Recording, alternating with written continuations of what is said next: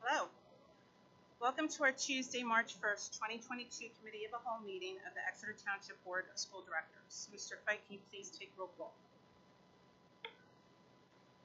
Dr. Ann Herring, Here. John Fiddler, Here. Dr. Andrew Battler, Here. Dr. David Hemberger, Here. Michael Jupina, Jason Mell, Here. Timothy Morgan, Here. Julia Schaefer, Here. Allison Wilson, Here. 8 present, 1 absent. Thank you, Mr. Fike. In addition to the 8 board members in attendance this evening, we're also joined at the board table by our solicitor, Sharon Montaigne, and members of the school district administration, including Dr. Cindy Mrzeski, substitute superintendent. Welcome. Dr. Eric Flam, Director of Teaching and Learning, Mrs. Dawn Harris, Director of Pupil Services, Dr. Christy Haller, Director of Human Resources, and Mr. Brian Fike, who serves as our business administrator as well as our board secretary. The meeting minutes are attached. Does anyone have any changes or discussion they would like to make regarding meeting minutes for the board Committee of the Whole meeting February 1st, 2022, and board voting meeting February 15th, 2022? No? Okay. We will not be amending the agenda tonight. So we'll go into presentations. Excuse me, Dr. Herring. Yes. Pledge of Allegiance.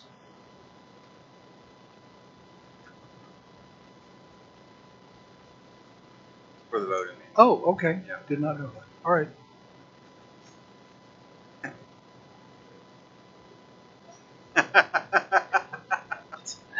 Okay, presentations, Mr. Morgan.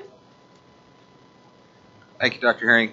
I have the privilege today to acknowledge and recognize one of the staff members in the district, and we have a nice little write-up.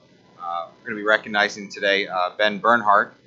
You know, Ben's in the audience with us here tonight, so just take a minute here and read this little thing. Do we have Ben come up? Yeah, Ben, why don't you come up, Come on up, Ben. to the podium? So if you talk to Ben, you instantly recognize the dedication he brings to his work and his enthusiasm for transportation. A published author of more than 75 publications and magazine articles about transportation and railroads, including the training manual, The Complex Relationship Between School Buses and Highway Railroad Grade Crossings. Ben's truly inspired by both the history and modern-day methods of getting people from point A to point B. Moreover, he's a true advocate for his bus drivers, mechanics, and staff, and he's driven by a desire to always learn more and become a better at his career, which is evident by the numerous certifications and awards he's received, including being one of the top 4 contestants in the Berks County School Bus Safety Competition in 2017 and 2019, and earning a Special Needs Transportation Certificate from the National Association for Pupil Transportation that only 32 people in the United States have been so honored to have earned. But most of all, we are grateful for Ben's commitment to the students of the district. His training and experience go well above what's required by the state because of his passion to provide the absolute best, safest transportation for them as they are transported to and from school, and because he deeply believes that parents deserve peace of mind that their children are in the best possible hands as they are on their way to learn.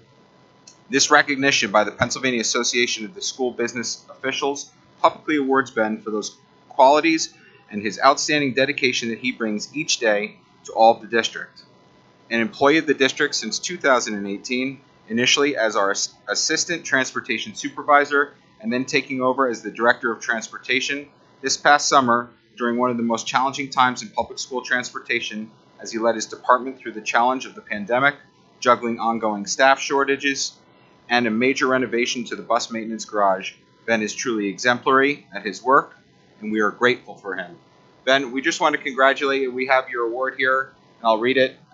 It says, and with the approval of the PASBO Board of Directors, this certificate is presented to and certifies that Benjamin L. Bernhardt, having duly qualified under the standards prescribed and having fulfilled all of the personal, ethical, and professional requirements as established by the Pennsylvania Association of School Business Officials, and is hereby recognized as a Pennsylvania certified school transportation professional with all the rights, privileges, and obligations appertaining thereto. So Ben, congratulations to you. And if Mike, Mr. Fike wants to say a few words. I just want to reiterate what you already said. Ben's commitment to our students is above expectations. Every time we have a snow day, he's out there at 3, 4 in the morning, traveling every road to make sure they are safe. And on the phone to me, waking me up to make sure I know. And I'm on the phone to the superintendent. So just want to thank you for your dedication. He's probably the first one in, and most of the time, he and I are the last ones out. Sometimes he's the last one out. So appreciate your work and what you do for our students. Thank you. Thank you, Tim. Mrs. Wilson. Okay, this evening we're excited to have Exeter Community Education Foundation join us. And the president is with us tonight, Mrs. Angela Cook.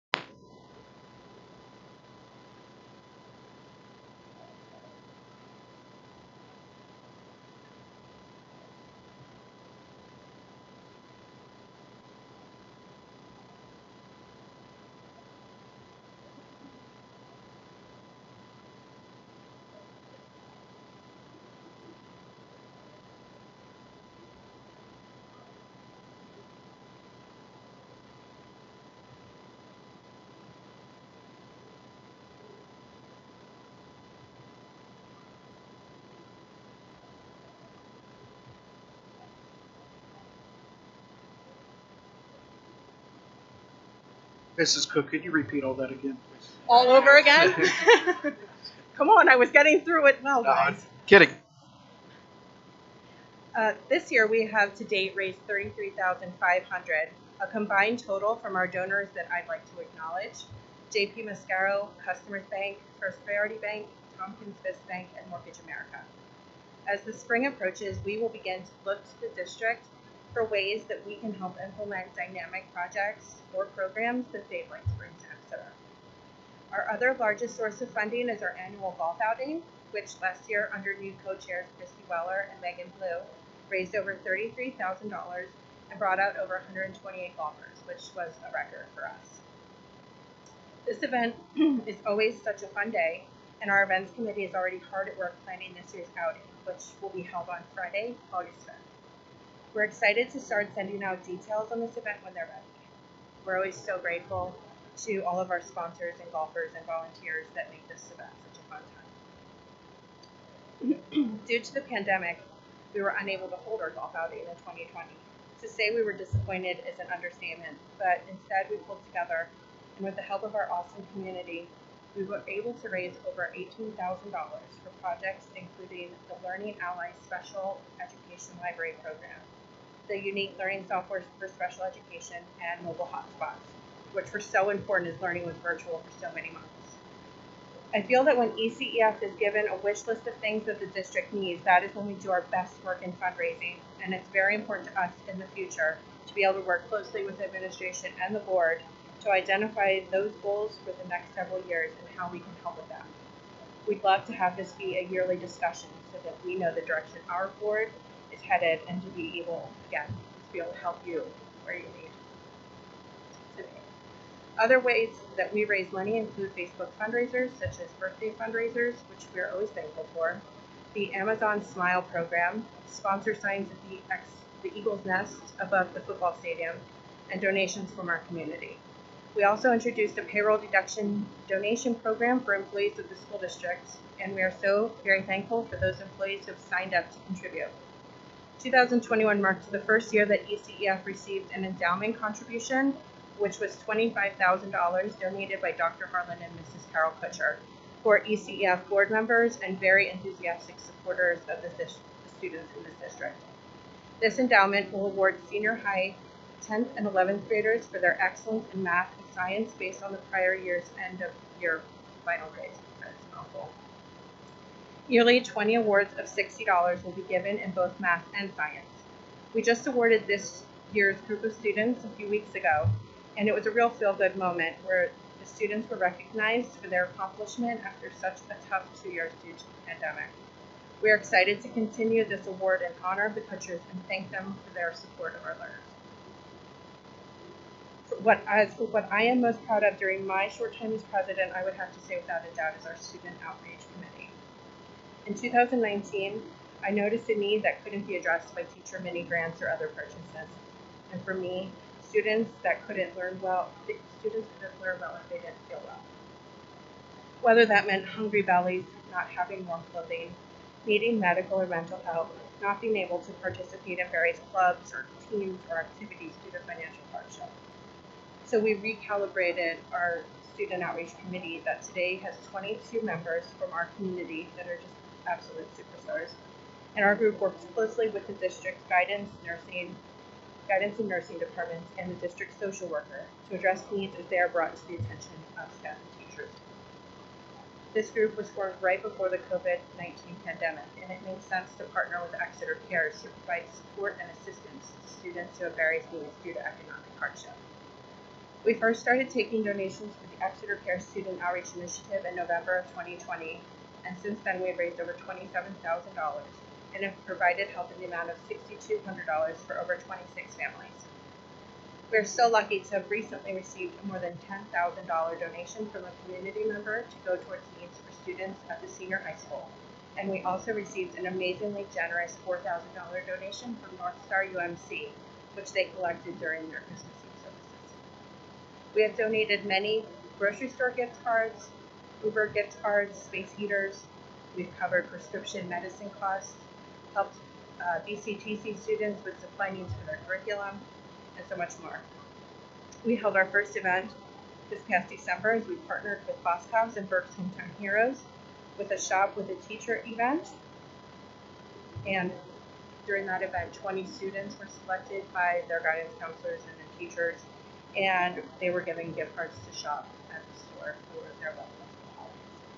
It was an amazing evening, not just for the students, but for the staff volunteers as well, and we hope it is a new tradition for years to come. I'd also like to ask the public if there are any in-kind services that you could donate to our group, please reach out to me at outreach@exetereducationfoundation.org. We are lucky that one of our ECEF board members, Dr. Glenn Corbin, and his team at Wyomissing Optometric Center have very graciously agreed to help with eye exams and glasses to families that otherwise would not be able to afford this service. We have a dentist in our community that has offered to help with dental needs as well. We'd love to be able to build a network of families facing hardships to be able to get their basic needs met and get back on their feet. As this initiative has become a well-oiled machine of sorts, we look forward to finding other opportunities to help students and families, especially as mental health care needs are at an all-time high since the pandemic. As we approach spring, ECEF will be getting ready to start our annual teacher mini grant program. Each year we donate on average $3,000 total to teachers who apply for various programs they'd like in their classrooms. These projects include a recycling program at the junior high, flexible seating at various schools, a greenhouse at Lorraine, the Oregon Trail simulation at the junior high, and the new story walk at Lorraine, and so many others throughout the years. We'll also continue to work with staff to keep our Amazon wish list for teachers updated. A very big thank you to everyone who has shopped on from our wish list and helped our teachers receive so many great things for their classes. Finally, we will continue offering the engraved brick and bench project that we partner on with Exeter Alumni Association. In closing, I'd like to thank you, the board, again for allowing us to speak this evening. So many of you have been amazing advocates for us, supporters of ECF, and it means the world to us. Whether it's through donations or golfing with us, volunteering with us, or just through moral support, we look forward to continuing our great relationship with you and providing as much support as possible for the district. Any questions? I just want to say, wow, thank you so much. You guys do so much for our community, and we're very lucky to have you guys there. My favorite program is always the teacher Amazon wish list. I love when you guys have that out at Christmas. I can think of a teacher and shoot something. It's fabulous. Thanks. And hopefully you guys keep that up. And thanks for coming out tonight. Thank you very much, Angela. Mr. Mel? Yes, so next up we have energy savings proposal from Quandel Solar Energy. It is, I believe the presenter here is going to be Mike Conchella with the company that's going to be presenting for us. Great. Well, good evening. Happy March. Happy Fosnot Day. Hopefully you all had got to have your sweet treat today. I'm Mike Conchella. I'm with the Vice President of Operations for Quandel Energy Solutions. We're actually, for those you might not be familiar from last fall, we're actually doing the work here in the administration building that just got underway to update the HVAC controls, which we're sure hopefully in the next month or so to be completed. So in talking with Mr. Fike about after that project and looking at other opportunities, the subject of solar energy came up, and there was some interest in what that opportunity might look like and what that potential might look like. So we went back and did our homework and analysis. One of our partners, which actually you're going to hear from here this evening, after that, with all that, we're happy to bring you tonight, which we think is a great opportunity that really puts you in control of a significant portion of your energy, generating your own energy and controlling costs for the foreseeable future. So with that, I'd like to turn it over and introduce Doug Nidik. Doug's the CEO of Greenworks Development. He's going to present you the details.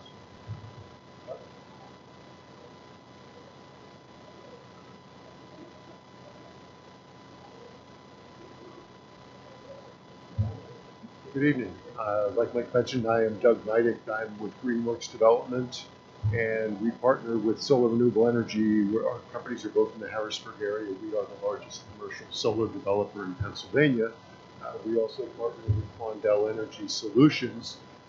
If you're going to manage energy correctly, I think the right thing to do is to try to reduce your current energy use as much as possible. The estimates are that nationally we could save 30 to 40% on our energy use if we did the kind of things that Quandel does. Once you've reduced your energy use as much as possible, it makes sense to retool the balance of your energy with solar at this point. The cost of solar has come down about as low as it's going to come. You look at the curve on cost of solar, it's way down in the flat area of the curve. And all the incentives for renewables, solar in particular, are still very much in place. So there's a 26% federal tax credit for solar. When you put up a solar array, you get an 87% first year depreciation on the project, which is huge. There's a utility incentive that's in place in this case, and there's utility incentives in lots of other parts of the Commonwealth. And Pennsylvania's SREC, or Solar Renewable Energy Certificate program, is healthy, and we're working hard, Greenwich is working hard to make it healthier. I spent some time in the Capitol today lobbying for a stronger state incentive program for solar. So a couple of things about Greenworks development, solar renewable energy. Like I mentioned, we're located in Mechanicsburg, right outside of Harrisburg.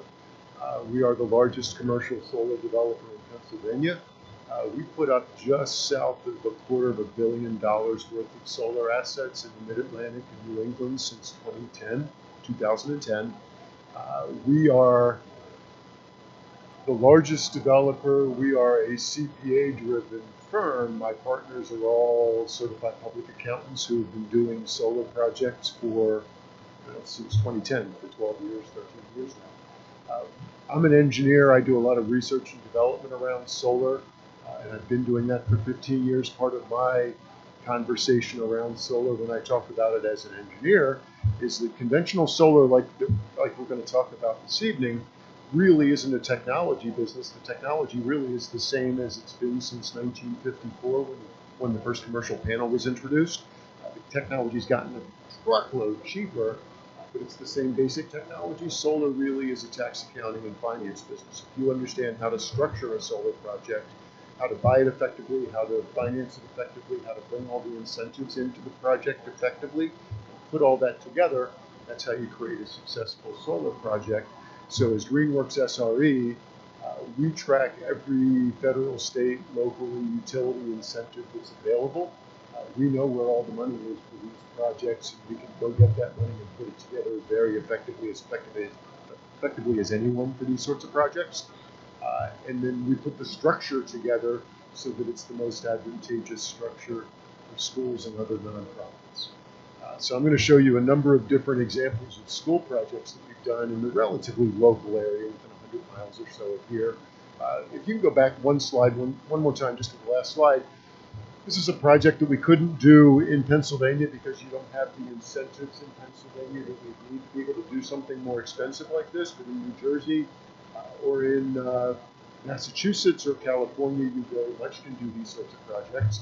This is an 11-acre, 4.4 megawatt floating solar array that we finished about a year and a half ago in Sayreville, New Jersey for their water treatment plant. That's a 17-acre man-made lake that you're looking at. That was cut years ago. The water authority brings water in from the river into that lake, lets the sediment settle out of the water. They pull water off the top of that lake then and process the water, treat it, and supply that to the area. They recognized a couple of years ago they had an opportunity to generate electricity off of the surface of that man-made lake. That was bid all over the country. We were able to win that bid. We put that thing up. That's about a year and a half old now. It's the second largest in the country at this point. We're working on one right now that's twice that size. It's going to be the largest floating array in the world. I'm working to try to increase Pennsylvania's incentives so that projects like that floating array or parking canopy arrays, which you can't do in Pennsylvania at this point because they're too expensive. I can do them in New Jersey, but not west of the Delaware River. I'm working to try to increase the incentives in Pennsylvania so that those sorts of projects will be financially attractive as well. So if we can jump to the next slide. I put a couple of slides in on different projects that we've done over the last couple of years in the area. We're doing a lot of work with schools at this point because solar for schools just absolutely makes sense. This is the Tamaqua Area School District. That's a 2.6 megawatt array, about a 7-acre array that sits right behind Tamaqua Elementary. This one's kind of interesting. It powers 100% of the district. This one's kind of interesting to me because this is an abandoned strip mine, coal strip mine that sits behind the elementary school. They've repurposed that abandoned strip mine to put a solar array up, which is an interesting commentary on energy at this point. That powers the entire district. That's saving the district about $100,000 a year for the first 5 years of the project. After they purchase the system, after year 5, That's going to save the district over $200,000 a year, about $225,000 a year. The way that we do these kinds of projects, the way that we would do the Exeter Township project, the school district as a not-for-profit can't take advantage of the 26% federal tax credit that's available. If you've got the tax liability, there's a 26% federal tax credit available. If you spend $1 million on a solar array, year one, you get $260,000 as a dollar-for-dollar tax credit on your taxes if you have the tax liability. There's also an 87% first-year accelerated depreciation available for solar projects.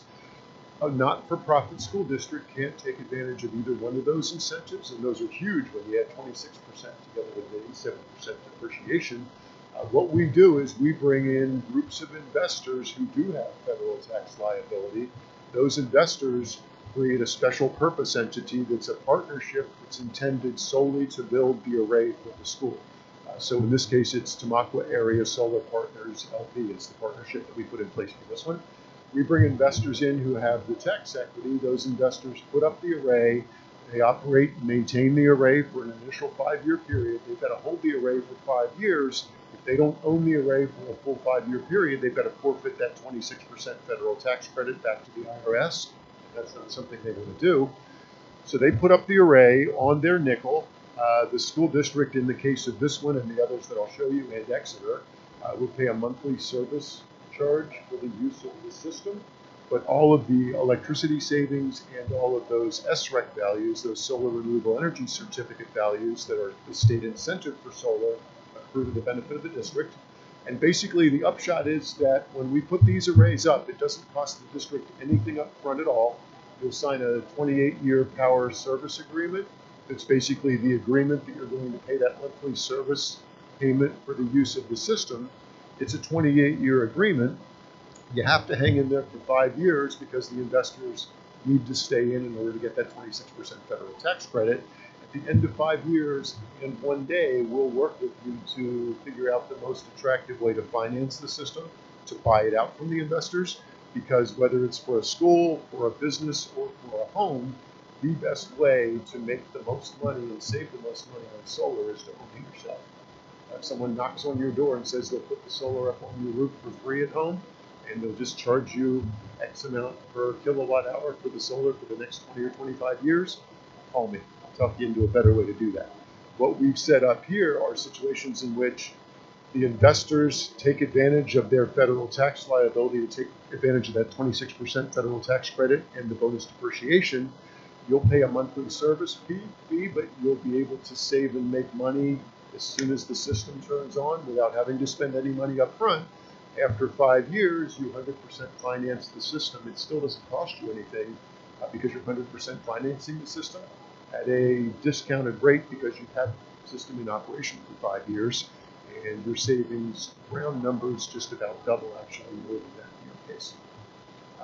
That's an attractive way to do solar. It means there's no investment at all on the part of the district at any point in the game, which I think is huge. So that's the Tamaqua project. If you can flip to the next, the Pottsville area district didn't have land available. They were actually really, we worked with them for probably 9 months or a year trying to find the right land available to do a ground array, as well as the roof array that they wound up doing. Couldn't find the ground available. We worked with them to retool or to re-roof all of their buildings. You can see a lot of brand new white roofs on all of those buildings. Those roofs were all in need of replacement anyway. And what we did with Pottsville in this case is we worked with them on re-roofing with a white roofing material. We use what are called bifacial panels. They're solar panels that grab energy or grab sunlight from the top and the bottom of the panel. And when you've got a white roof that's a reflective roof, that's going to reflect to the underside of the panel. That's going to take the generation of each one of the panels up somewhat. We are able to go in and find some of that roofing cost, the new roofing cost, and include it as part of the solar project, and actually save them money on re-roofing, which they needed to do anyway. But we made the new roof part of the solar project and saved them money on that. So in this case, it powers 50% of the district. It was a very financially attractive project for the district. They were really pushing hard to get to 100%. This is the way it wound up. Next slide, if you would.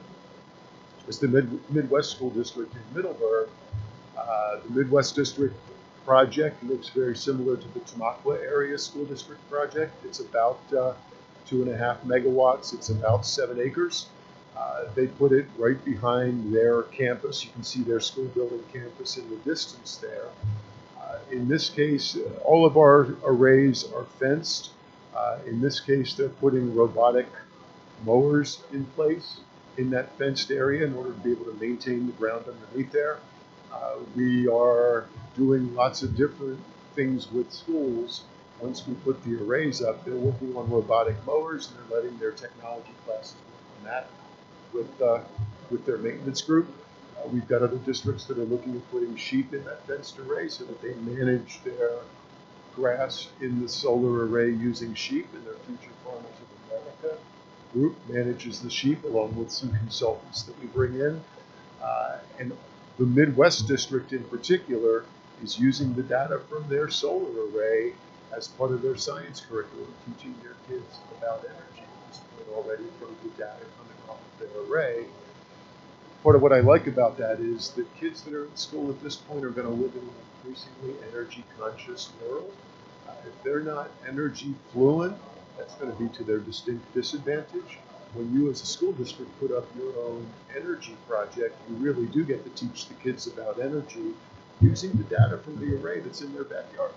That's a great situation. Go to the next slide. This is one that we just are moving forward on now. We signed with Central Columbia near Bloomsburg about 2 weeks ago now. This, I think, is going to be the largest array on a K-12 campus in the Commonwealth. This is a 3.8 megawatt array. What we've laid out for Exeter Township, by the way, is 3 megawatts, so we're larger than the other couple that I just showed you, not quite the size of Central Columbia. 3.8 megawatt array that's going to supply 90% of the district's electricity needs. We're going to start in June of this year, and we're going to finish by the end of the year. They're actually, in this case, looking at sheep in that fenced area and looking at using the Future Farmers of America to help them manage the sheep in the case. So in this case, with Central Columbia, they're going to save somewhere on the order of $300,000 a year after they buy their system out, and they own their system outright. They'll save $300,000 plus per year. It's a really solid project in that case. Go to the next slide. And this is the array that we've laid out for Exeter Township. This is a project that will work as well or better than the other projects that I've just shown you. It's a 3 megawatt or about 10 acre array. This is going to offset about 65% of the district's electricity usage at the buildings that I've listed there. The estimated savings are $9 million over a 40-year period. One thing I didn't mention earlier is that solar panels themselves, everything that we install comes with a 30-year power production warranty. The manufacturer will replace any panel that we install for you free of charge if after a 30-year period it doesn't produce 80% of the original rated output of the panel. Panels there's lots of data on these things. They've been out there working for 40 to 50 years. We put a cash flow analysis together for a 40-year period, knowing that that's probably conservative. Our estimates in your case are that you'll save $9 million on your project over a 40-year period, given very conservative conventional electricity costs. And there's the real trick to this. So we evaluated your program based on the electricity bills you provided for us, based at 5.3 cents per kilowatt hour of electricity. In year 2 of the project, we're estimating that your electricity cost will go from 5.3 cents up to at least 6.5 cents. That's the number that I've used here, is 6.5 cents. MedEd's electricity cost has gone up 72% over the last 18 months. And we've been conservative in plugging in what we think your cost will go up to. It's probably going to go up more than that. There are really dramatic, devastating things going on in Eastern Europe at this point that are inevitably going to affect energy prices further, and it's going to hit here as well as it's going to hit everywhere. That's going to take conventional electricity pricing up even further than it's gone up over the last year and a half in Med Ed, going up 72%.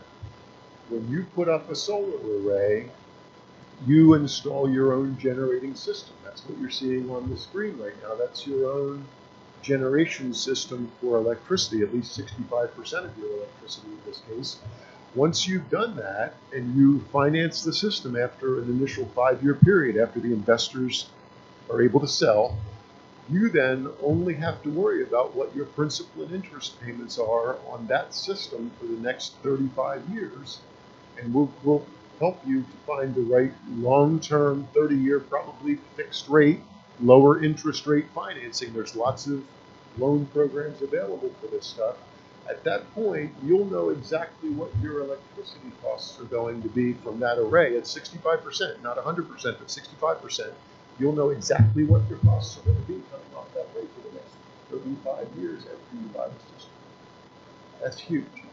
If you are a business, a homeowner, or a school district that doesn't have its own generating system on site, and you're in Eastern Europe implodes, and God bless them over there, but energy costs globally start going up like crazy as the result of that, you're going to have to worry about those costs. In the Midwest school district case that I showed you a couple of minutes ago, they were buying $250,000 worth of electricity a year for a 2,000 student district. That was going to jump in year 2 of their program after their current electricity supply contract ran out, jump another $170,000 a year on them. They put up a 100% offset solar array. They don't worry about any of those increases, and actually over a 40-year period, their average electricity cost at Midwest is 3.1 cents a kilowatt hour. I don't think by anyone's imagination buying conventional electricity from a gas-generated source, which is what you're, for the most part, doing now, you'd be able to touch anything close to 3.1 cents per kilowatt hour over the next 4 years. And that's basically what solar does for you. So this is a financial play for the district. Nothing but that is the way I try to look at it. This is being as conservative as you can be about your budget over the next 40 years, putting an energy generation system in place. It's going to fix your electricity, so you don't need to worry about that. And it's going to save you over $200,000 a year at a conservative energy escalation rate for the next 40 years. If your energy continues to go up at 5 or 10% a year, you're going to see that in greater savings over the longer term. That's the way these things work. So that's what I wanted to come up and talk with you about. And if you flip to the next slide, my contact info is on that slide. I'm Doug Nidik again, Greenworks. Love to take any questions you've got. Mr. Nidik, just back on the Exeter slide there, just trying to understand, there's one school that's not listed there, Lorraine Elementary. Is that on purpose, or is there a reason that that's not included in the segments? Honestly, Jason, we did the analysis. I'll have to talk to one of our analysts to talk about why the school wasn't listed there. I believe that school might be a school that was relatively geographically distant from the other schools. It was more than 2 miles. Yeah, okay. So that's the distance is the issue. I think Med Ed, there's something in Pennsylvania has to be within 2 miles to take the credit. Exactly. Okay. Now, if there were an opportunity, we could put up a smaller array at that school specifically, whether it were on the roof or on ground near the school. But if it's not within 2 miles as the crow flies, we can't do what's called virtual net metering of that building to this array. Okay.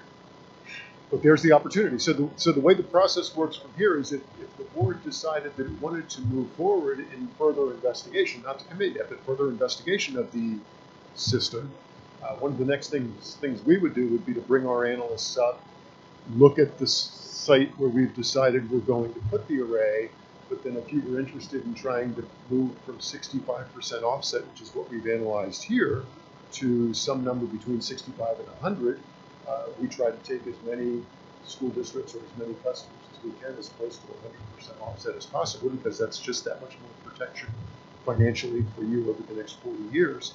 That would be one of the next steps on the project, would be to bring our engineers and our analysts up, look at the site that you've got. If you're interested in trying to figure out where we can put more generation source, more panels, take a look at all those options as well. Thank you. Yeah, that was the question I had is, you know, I noticed you have a 10-acre project here that provides 65%. Was there some reason why you limited it to 10 acres? I mean, are there some constraints with this location? The only constraints were that this was the area that I believe was made available. If you've got other areas where we could locate additional panels, absolutely ready and willing to do that analysis. Well, this site has 90 acres. I mean, the school has 90 acres, so 10 acres is just a drop in the bucket in terms of what's available in that location. I mean, obviously, some of those acreage is necessary for the school building itself and the fields surrounding it, but there's a lot of unused space there and well beyond 10 acres that are available. I just wondered why it was kind of, why that wasn't considered. I could probably, I could probably answer a little bit of. Limit, but like we did at Central Columbia. So Mike's right, there's a 3 megawatt limit here, but if we can connect to a couple of different meters in your system at Central Columbia, we're putting up a 3.8 megawatt system, so it's over the 3 megawatt limit in Pennsylvania because we've connected that to a couple of different meters. Again, that's the conversation that we can have, is to start to dig in a little bit more and see if we can figure out how we take this as close to 100% of your electricity use as possible. Is it possible, you know, once this is set up, I mean, can it, I mean, after a few years, with, let's say we see it as being very successful, is there a way to kind of modify it, expand on it, and even maybe do it somewhat privately so the school district could, you know, maybe install its own, you know, and at their own cost, as opposed to kind of going through the consortium or whatever funding mechanism you're using? Well, you probably wouldn't want to do an additional larger array as the school district because you're not a for-profit entity and you don't have that you don't have the federal tax liability. You can't take advantage of the 26% federal tax credit or the 87% depreciation. You can do it. It's just going to be more expensive because you're going to let 2 of those huge incentives go right out of the gates. So the way that we structure these situations for not-for-profits, and we do a lot of work for municipalities and colleges and universities and K-12 schools and not-for-profits in general, is what I described to you, where we bring those investors in that have that tax liability, can take advantage of the 26% and the 87% depreciation, and then we pass that array down through to you at the lowest cost that we can, and it takes advantage of those incentives and makes as much sense for the school as possible. But the answer to your question about trying to generate even more electricity over even 100% of your use, there's a lot of legislative stuff going on around that right now, and honestly, right now we're investigating exactly that. There is a chance that with some resolution on some of the legislation that's in place currently, we'd be able to open that up and take advantage of more of your 90 acres if you're ready to do that. I'm not sure if you mentioned or not, after the 5-year period of time, when it gives the district the opportunity to purchase, right?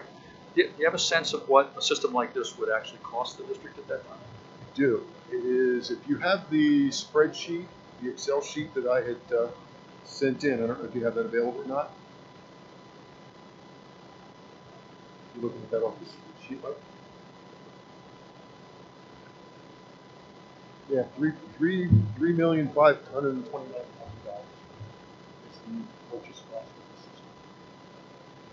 And that's at the bottom of column H. Bottom of the first column.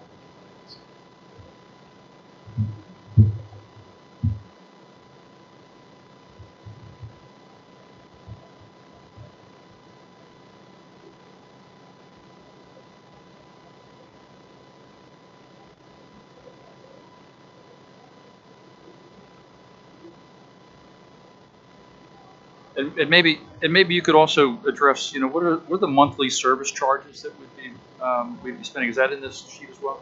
It is. That's the contract service payment. So in year 1, that's about $350,000 a year. So divided by 12 is the monthly service payment. And then if you scroll over to the right, on column L, your net cash flows, round numbers for the first 5 years are going to be $50,000 after those payments. So you'll see positive cash flow of $50,000 after making those payments. And then if you scroll down to year 6, once you buy the system out, given the assumptions on principal and interest rates, or the interest rates that we've shown, your savings would go up to $224,000.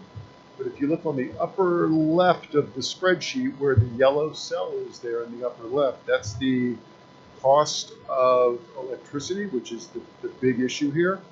We've shown in this spreadsheet that your 5.3 cent per kilowatt hour current cost is going to go up to 6.5, is what's shown on that yellow cell on the left in that third column from the left. And then from that 6.5, we've in this spreadsheet assumed that that cost is going to go up 2% a year for the next 37 years. You tell me whether you think the cost of electricity over the next 35 or 40 years is going to go up just 2% a year, or whether you think it's going to go up more than that. I mean, that really is the bet that you're making. When you go solar, you're betting that conventional electricity costs are going to go up way more than 2% a year. And over the last 18 months, in a med ed situation like this, they've gone up 72%. And then you've got what's going on in Russia. That's where I think this whole conversation stops and starts, is that this insulates you from all of that energy inflation. And it basically gives you, what I'd like to say is this gives you control over your energy future, foreseeable next 40 years. Having control over your energy future is a huge deal, and then you get to educate your students about how they can control their own energy future personally and in any business that they do. More questions? I just have one other question, just in terms of for something like this, where you're talking about a large piece of land that's covering a large area, and you're putting the solar panels in. What have you seen, if anything, in terms of security against things like vandalism or anything like that? I haven't seen a lot at all. We've put about 1.25 million panels up since 2010, and of those 1.25 million, we've had to replace 6. And we had to replace those 6 panels for the most part because a commercial lawnmower threw a rock at a panel. Solar panels hit that rock. 6 out of 1.25 million is not a bad deal. The way that it would work, though, once the system's installed, we would ask you to put the solar array under your property insurance. And there's typically an umbrella on your property insurance that a project like this at this kind of value would fit inside of. So it probably doesn't take your property insurance premiums up at all. If it does, it's only a little bit. And that covers the array. We'll cover the liability if something went wrong with the array and it caused a problem in the building or whatever. We cover that under a separate insurance policy, but you'd cover the array itself through the property policy. Thank you. Jason, I'm going to throw this question to you. All of our arrays are fenced, completely fenced. Are there any potential land planning or zoning issues with putting these things on the property that you're aware of? Typically not.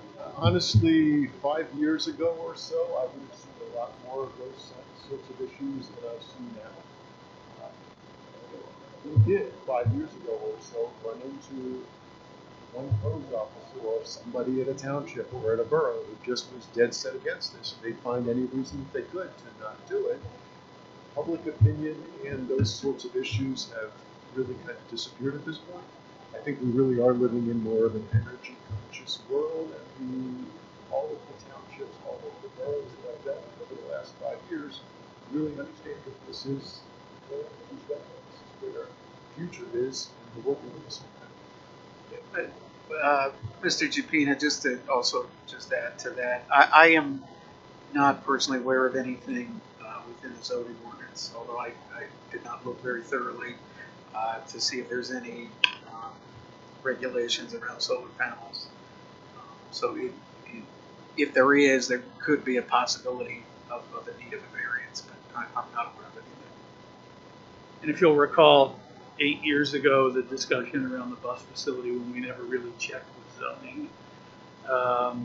So I think that it's probably worthwhile for us to, if this decides to move forward, that we might want to dot our I's and cross our T's with zoning before we decide to do anything. Absolutely. One of the things I should mention there is that once you've signed a power service agreement, the contract for a project like this, we as the developer take care of every step of the process, from zoning approvals to building permits to anything else that needs to be done. We'll ask you for information every now and then and look for a little bit of assistance if you need help from the district, but everything that we do is turnkey. Nothing else that you can do. Separate but related question, apart from government concern, have you dealt with concerns from the public? People who simply said, no, we don't want this, even if it is on district property.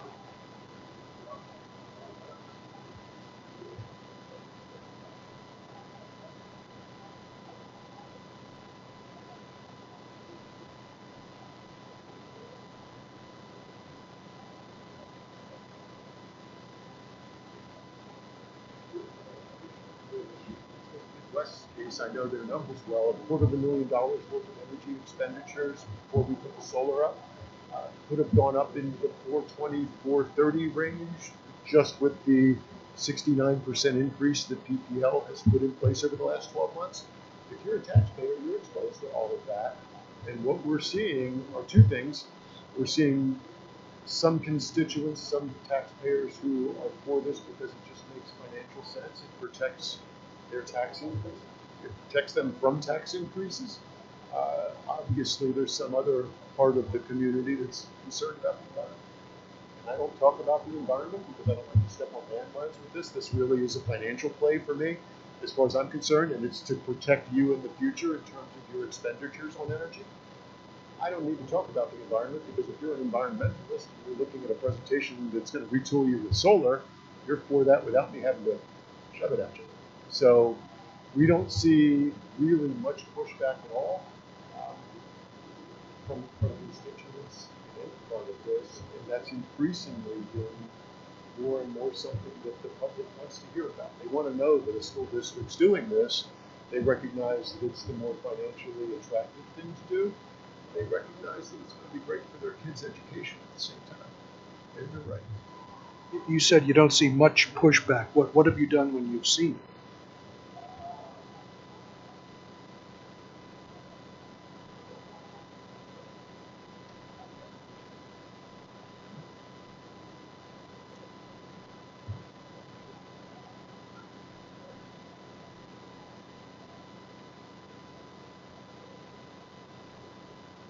Thank you.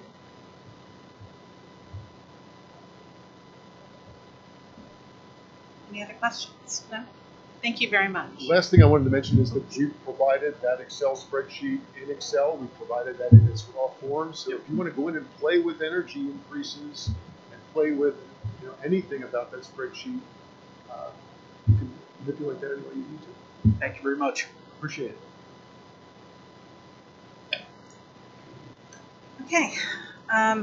Before we go into our committee presentations, I wanted to share with the community that prior to tonight's meeting, the board received an informational session from the BCIU regarding the services they provide for helping boards with the superintendent search. I would like to take this opportunity for the board to discuss how we feel about the presentation and discuss how we intend on moving forward at this point. I can start off just by saying some of the things that I liked from their presentation is that the search is local, state, and national. I like the fact that they customize the search to our needs, and that there's no cost other than incidentals. Is there any other comments or anything anybody wants to share about how they felt? I thought it was very informational. I mean, being a new board member, not going through this process. I also like that, they provided examples, they provided references, and examples of, my husband right now, but kind of like, what they would do to invite the positions. All the examples of what we need. The community kind of stakeholder questionnaire that can be pretty much customized to anything that we want to be asked, or ask those as what we're seeking for superintendent. So I was very impressed with the presentation, and I know there's obviously other opportunities for us to seek out for other resources, but I think this is a great place to start, and I think we should talk more about where else we want to seek information from and who or entities. So, John, you looked into what other group? PSBA. We gave them 2 dates. I've heard from most everyone from the board, so I'll get back to you. It's either going to be the 10th or the 11th to hear from them. But I think the group tonight mentioned national search firms. And I think, frankly, we should see one of those. It doesn't cost us anything to hear from them, just so we have that other perspective. How much was the PSBA cost? Do you recall? PSBA had two packages, so to speak. One was $8,000, and then there was one with a little more detail. I called the Chevy and the Cadillac. The Cadillac was $15,000. And we could go between those two, but there would be a cost to their services.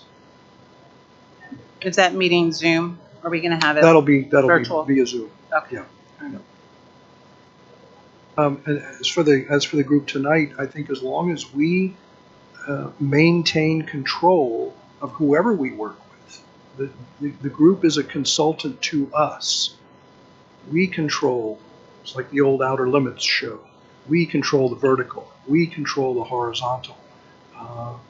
We can't let an outside group run things for us because ultimately it's our decision.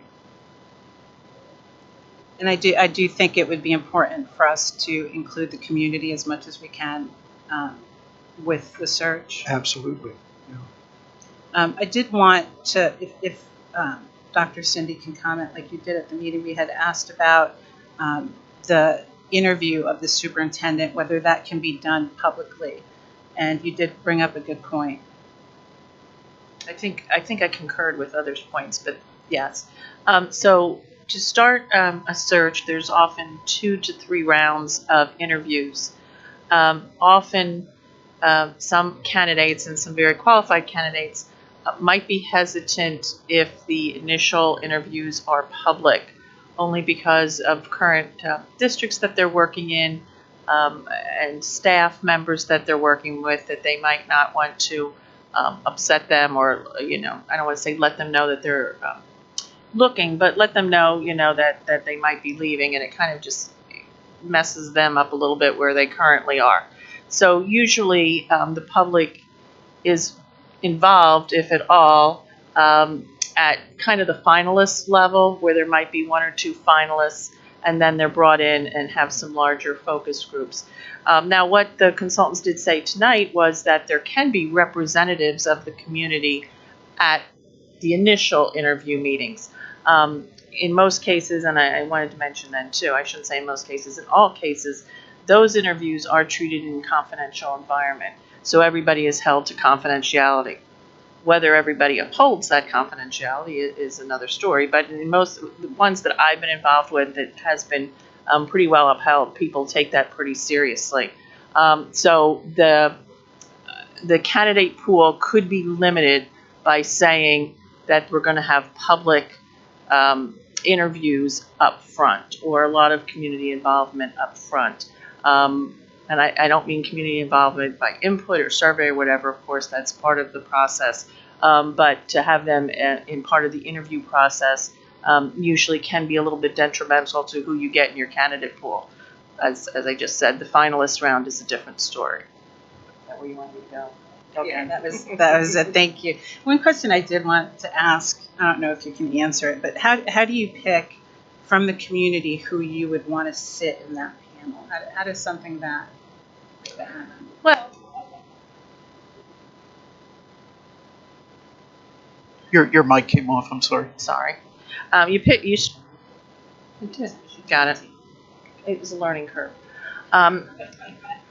you could ask for volunteers, but then you want to know what your number would be up front. So if you say, let's say, it depends how large you want this to be, say 3, 4, 5 community members, you want it to be representative. And I would think you would want it, in case of Exeter, you would want to look at it geographically and look to make sure you have representation from all of your feeder schools. If you could have folks that are involved and know the district very well, that's very helpful. Obviously, folks that might have kids in the school district. But, we talk a lot about non-parents that support the school district, and that might be also useful to have, too. A representation in as a distinct number as possible is helpful.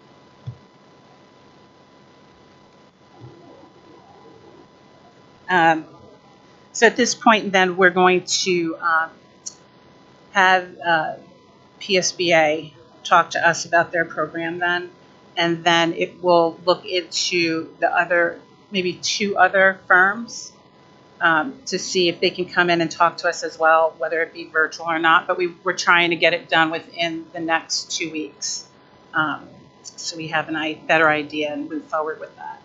I should add that I'm in touch with a former board president and a former Exeter superintendent who would also be very happy to meet with us. They work very well together, and perhaps they could be helpful in showing us what a terrific relationship between board president and superintendent looks like, and might also have some advice for us as we go forward with the search. Sounds good. Thank you. Can I just ask a real quick question, Tim? Sorry. So there are, Pennsylvania doesn't require a public involvement. I think there are some states that do. I know I saw some stuff on social about Michigan does. Michigan does what? Require public interviews. So even if the board didn't want but to that's do a part of something. the Open Meetings Act in that state. That was an example that had come up, but yeah, that's a completely different set of laws that are over in that state. I just wanted to say, I thought today went really well. I had said this at our meeting, but I also just want to reiterate, I think it's really important as we begin this process that we really look to build a profile for what Exeter wants our next superintendent to look like. We want to make sure we have the right person with the right fit. It's going to take involvement from the community. It's going to take involvement from our administration. It's going to take involvement from our staff and all the different departments of our staff.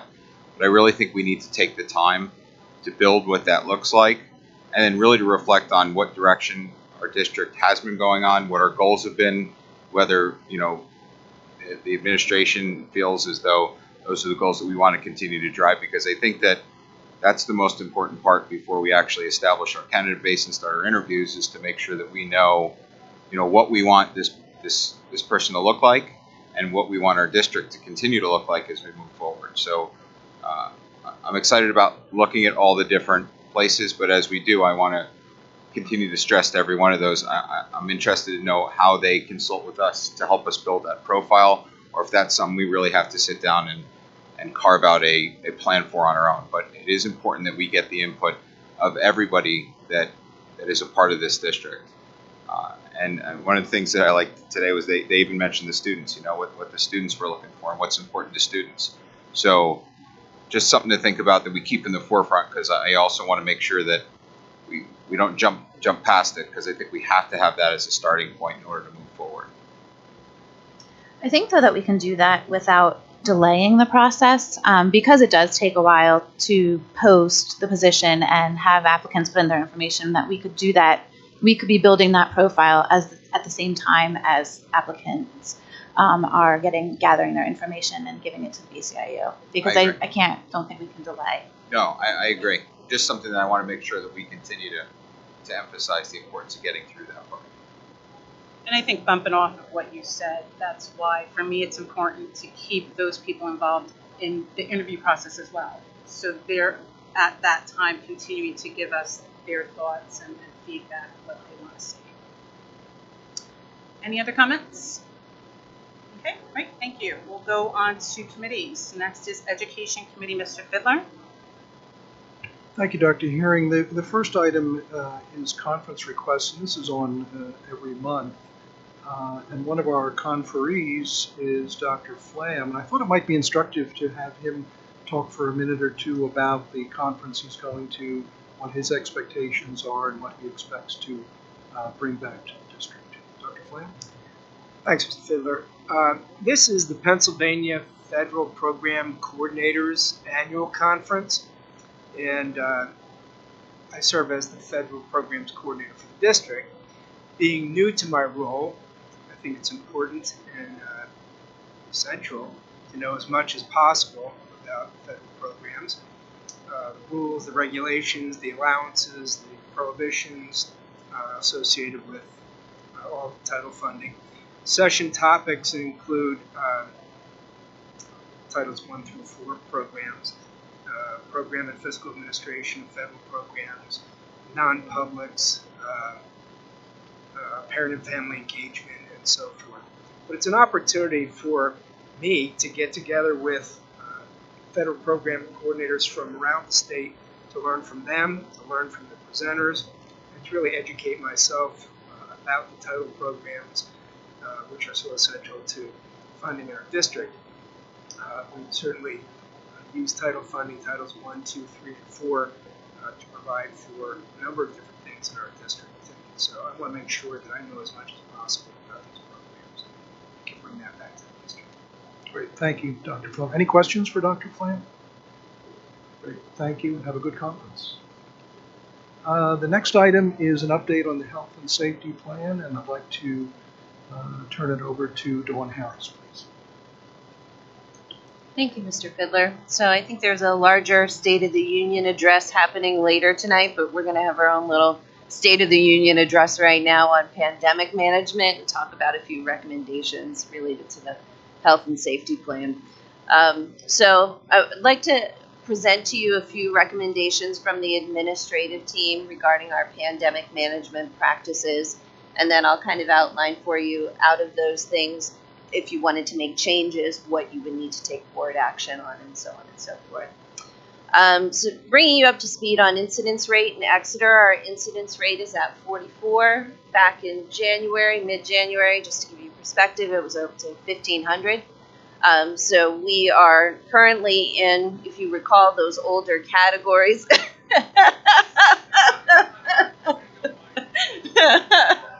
Touche. If you recall those older categories that the state was using to determine community transmission levels and categorize them as low, moderate, substantial, high. So where our incidence rate right now would fall in that moderate category. So I'd like to talk to you about household quarantines for the unvaccinated, which is a current board mandate that you put in place back in January. I'd like to talk to you about an update on masking on our public transportation in the district. And then I'd also like to talk to you about contact tracing in the district. If you recall, we are no longer mandating quarantine, but we still have been doing contact tracing in terms of positive cases in the district. So I'll start with the household quarantining. Our recommendation from our team is that at this point, we recommend that we no longer mandate that families with unvaccinated students quarantine their students when there's a household contact. The incidence rate is relatively low, and our families have been really good about being accountable for their students and doing symptom monitoring and being cognizant of testing and opportunities for vaccinations. And we think they're making good decisions, and we'd like to turn those decisions over to them fully with regard to that mandate. So if you did want to follow that recommendation, that would require board action, because it was board action that put that into place.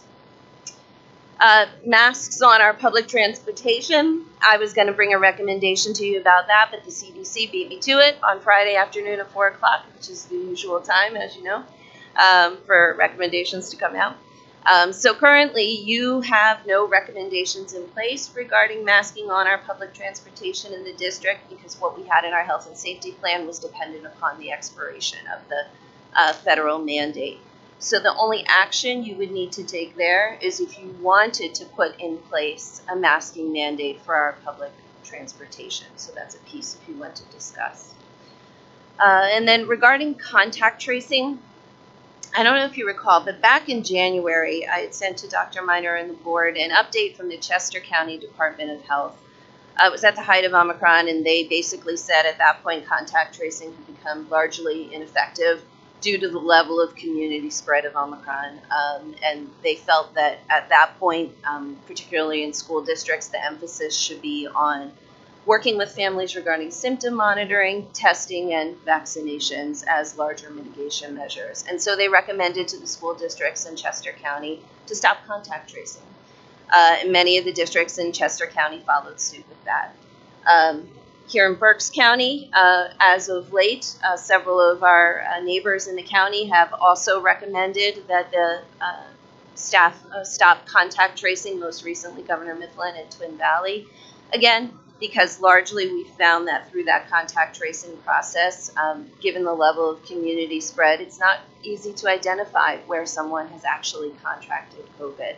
And so the efforts that schools are putting into that time and the resources that you're putting into that time could be better spent on working with families regarding continued isolation practices, encouraging symptom monitoring, testing, vaccination, etc.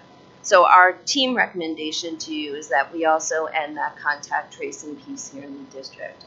We're still required to report positive cases to the state on a weekly basis as of now, and we are continuing to do that through the portal venue that we have to do that.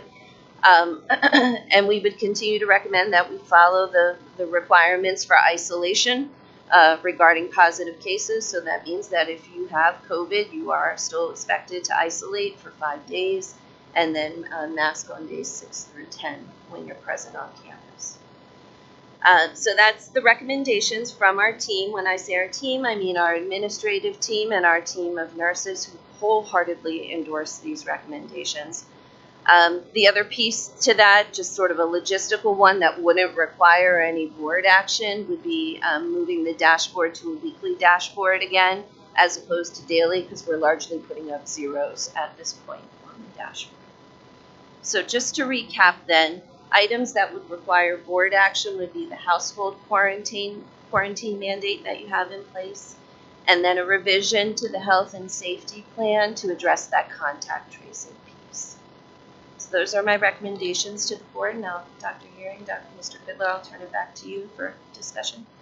Thank you, Mrs. Harris. Any questions for our expert? I just wanted you to confirm, you said regarding the moving the dashboard to a weekly, did you need us to just give you the thumbs up, or are you just going to no board action, just a blessing by the board to say go ahead and move it. Give you my blessing. Other questions? Mrs. Harris, I do have a question when you mentioned the isolation. I know this has been a little bit of a topic, but, you know, isolation for 5 days and then return to school days 6 through 10 masking. Now, that is only a recommendation. That's correct? So the isolation piece is actually an exclusionary requirement. Okay. So that 5 days, it actually used to be 10 days, but CDC recently reduced that to 5. And then return to school would be days 6 through 10. But the masking is recommended. Is correct. Not a requirement. Correct. Okay. That if that's something that the board wished to discuss, you could, but that's as it stands right now. Okay. Anybody else? Has our pandemic task force met regarding the recommendations for these changes? No, and I'm really glad you asked that question, because the question has come up before about the pandemic task force, and I've not really had an opportunity to answer that question, so thank you. So that pandemic task force was originally developed at the beginning of the pandemic, largely because there was no one fluent in pandemic management in the district, and it required a lot of community and stakeholder input to be able to make decisions, because we were talking about really big decisions like, are you going to move to virtual instruction? Are you going to hold in-person instruction? Throughout the course of the pandemic, we've become more fluent in those conversations. We have a lot more data and information available to us. I think the community here has done a really good job of communicating with the board and with the administration regarding what their expectations are. We have a mixed community here. We have a large group in the community that's very conservative with regard to mitigation measures, and then we have the other side of that conversation in the community as well. So that doesn't change over time. They've kind of established that position, and that's been the ongoing position. The crux of that pandemic task force has been our administrative team, our nursing staff. At points in time, there have been some members of the community on there that have had medical background, but again, I think that was when information was not readily available to us, and it is now, and it would be my recommendation to the board that that task force is no longer needed at this time. I think if things change with the pandemic, I think if we end up in a much different situation, I think if there becomes bigger issues to tackle around the pandemic, I think there could be a time where we reinstitute that task force, but I don't see a need for it at this time. Other Thank you. questions? No, I was just going to say thank you. I think that I agree with you about the pandemic task force. I think, though, that they've always been used as a consultant as needed. That was my understanding as well, that they didn't have scheduled meetings, or is that not true? Correct. There were no scheduled meetings. It was just as needed, but it was primarily in the beginning of the pandemic. But prior to when Omicron happened, we did reestablish that. At the request of the board, yes. Right, that membership of the pandemic task force. Well, I would say that while I'm in favor of your recommendations, I think that having a pandemic task force membership, even if they're not meeting right now, based on what we've seen over the last 2 years, that I don't know that there's any reason not to have it. It doesn't hurt us by having membership that's available to be called on a needed basis, correct? Correct, and that was my point. I don't think there's a need to have those meetings currently, Correct, but we at can any keep point, a membership. right? At any point in time, if the state of the pandemic should shift and we would require that level of support and engagement again, yes. So we don't need to disband it necessarily. Right. We can just have them on standby should we need them. Hopefully never. We don't need a band breakup. Right. Okay. Other questions? Thank you, Mrs. Harris. That concludes the Education Committee report. Thank you, Mr. Fidler. Finance, Facilities, and Audit Committee, Mr. Mel. Yes, Dr. Hearing, would it be possible at this point in time to, if we moved item F up above everything else, would that be okay? So item F is the volunteer firefighter tax credit discussion. We had, if you recall, at the last board voting meeting, we had taken a vote to see if we wanted to move forward with the solicitor investigating options regarding Act 91 of 2020 and the firefighter tax credit, as well as other options. That vote, our motion, did not pass last month, but the Finance Committee had looked at some other options on our end. We'd like to present those and those findings tonight in a presentation. Mr. Martin does have that here, and he'll pop that up.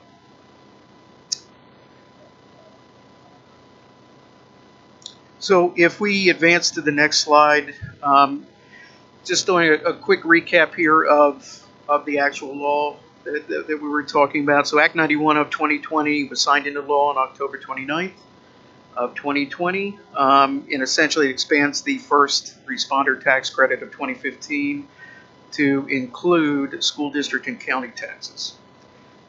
It also expanded to allow the tax credit to compensate up to 100% of the property tax liability. Out of the 500 school districts in Pennsylvania, we mentioned this already, but there is 2 of them that we know have passed such a tax credit. Cambria Heights for $200 annual credit, and Claysburg-Kimmel for $200 annual credit. Next slide, please. So the history of the conversation and just the tax credit in general in Exeter Township. On May 14, 2018, the Exeter Township Supervisors established a 15% tax credit under the Act 91. or I'm sorry, that was prior to the Act 91. January 5th, 2021, the fire department introduced the discussion of the tax credit to the school board after the passage of Act 91 in 2020. And later on, a little over a month later, the supervisors increased the tax credit to 50% after the passage of Act 91 in 2020.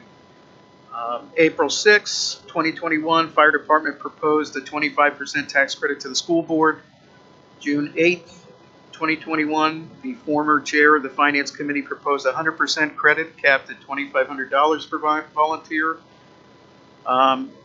And those discussions did not advance anywhere. And then we are to the current year, February 2nd, is when the fire department had proposed a 50% tax credit capped at $4,000 per volunteer. Next slide, please. This is a bit of a recap from when Mr. Jordan had done his presentation, but just so everyone is aware, volunteer member eligibility, in order to qualify for the credit, the person must live and own a primary residence in Exeter Township or St. Lawrence Borough, must be a member of the Exeter Township Volunteer Fire Department for at least 1 year, must be a member in good standing, and what that means is passes a criminal background check and child abuse clearance, as well as attends at least 3 meetings per year, signs a code of ethics, and pays annual dues. Firefighters and fire police must have 24 shifts per year or 100 hours of service, and they must respond to 10% of structure fire or rescue calls. For support members, they must have 200 hours of service. Next slide, please. Excuse me, Mr. Meltz, just a quick question. Yes. Since we're on that, the criminal check and child abuse check, I know many organizations, particularly those that end up around children, usually do that annually or every 2 years. Do we know what that is? That just a preliminary check when you join, or is that done on a regular basis? I'm not sure if Mr. Jordan could answer that question. So the way it stands now, the criminal background check is every 3 years, and the child abuse check is every 5 years. That's the best of my knowledge. That's what the state implemented.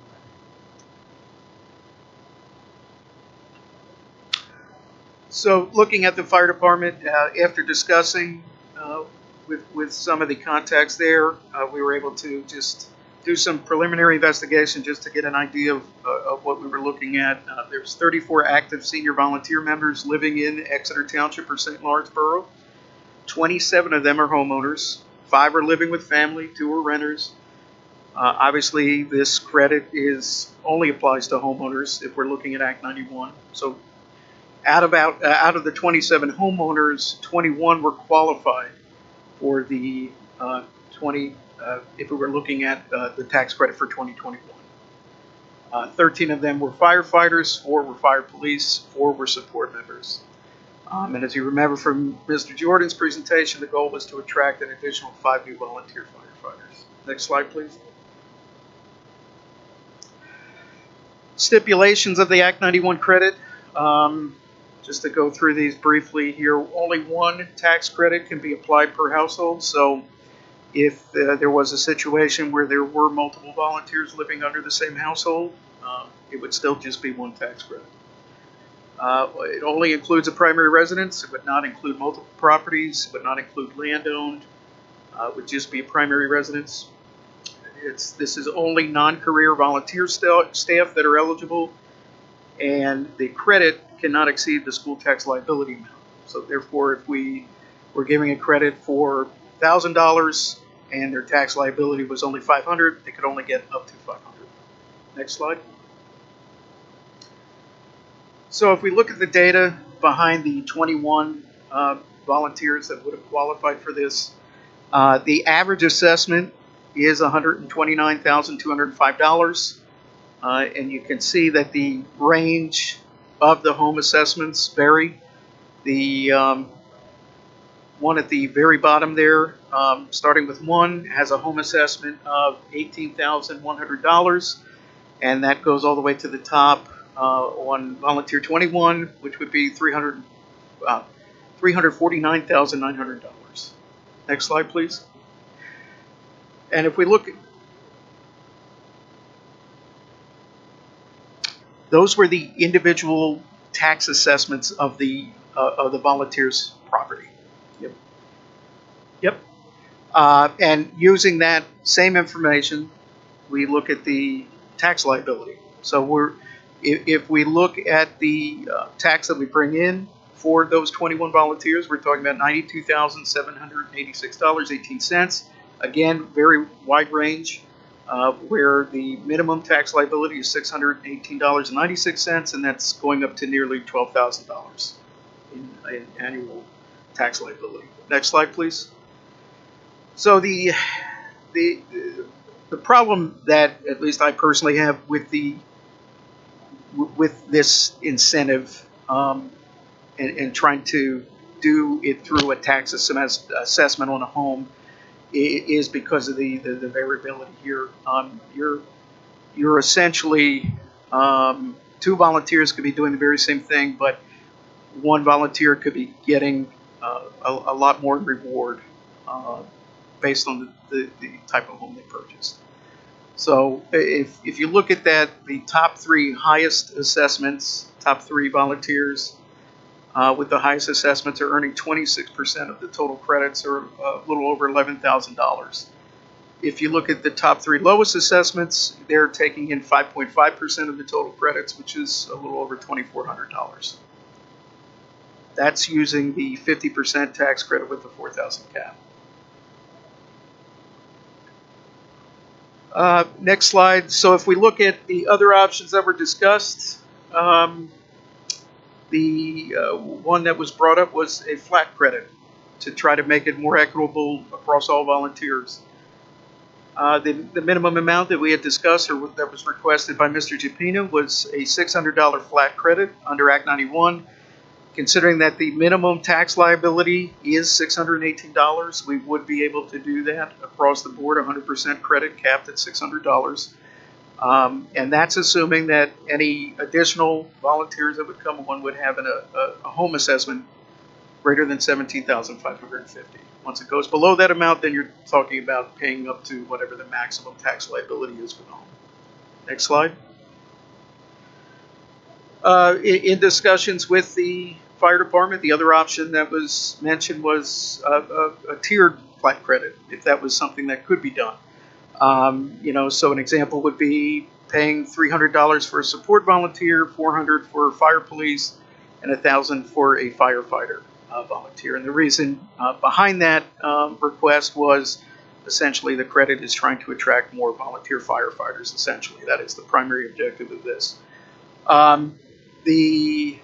We did look at this, although the legality of being able to do this under Act 91 was in question, so I don't think that was something we could necessarily answer, but that was, obviously that's what that would look like if that was an approach. In that example there, you can see that what that tier would look like, except for the one firefighter would, with the tax liability of $618, would only be getting their maximum tax liability there. Next slide, please.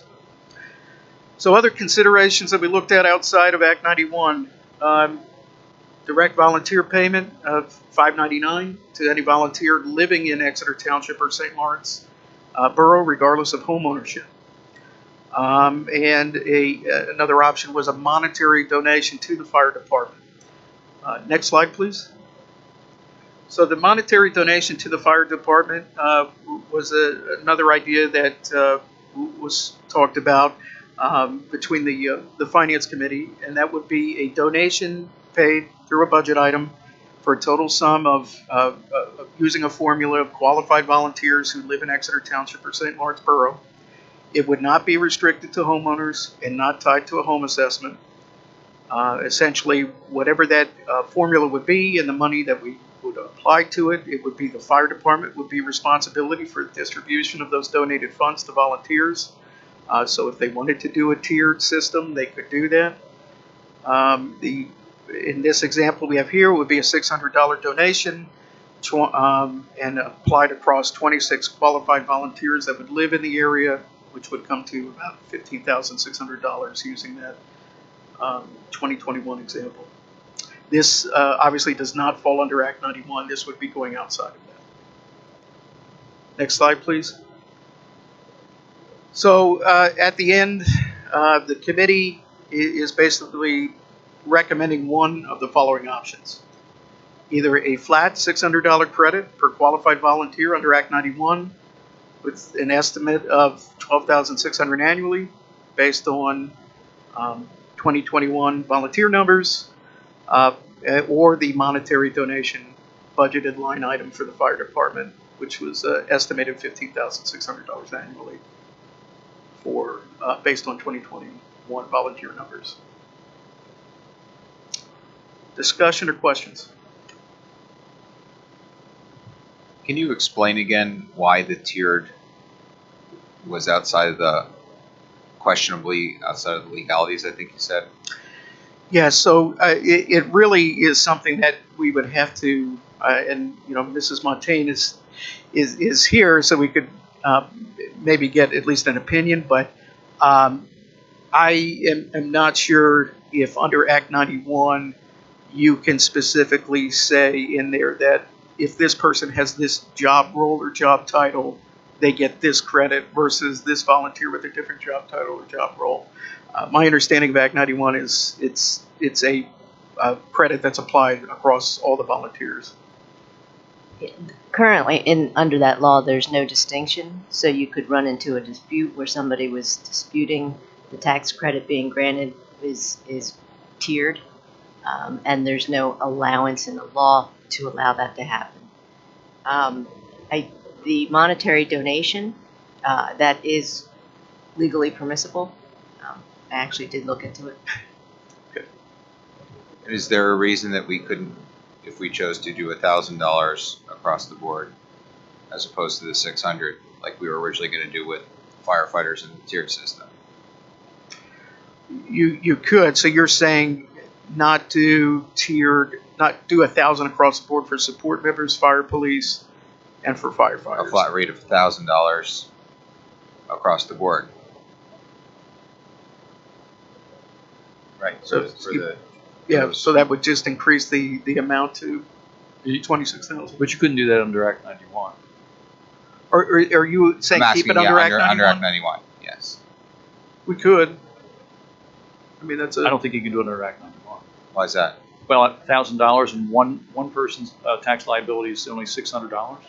So yeah, so the issue that we run into there is it's not equitable across the board. That's essentially one of the problems. Right. So right, that's not part of Act 91. It's to go beyond homeowners, right? Beyond those people who are paying taxes. Well, I was saying the flat rate for within the confines of Act 91. I didn't realize. I understand now. It was the $600 that one of the houses is assessed at. Right. Once you hit, you have to get to a certain assessment to get to that $1,000 point, and then obviously, you also have to be a homeowner to even get that credit. So that those are some of the disadvantages of the Act 91.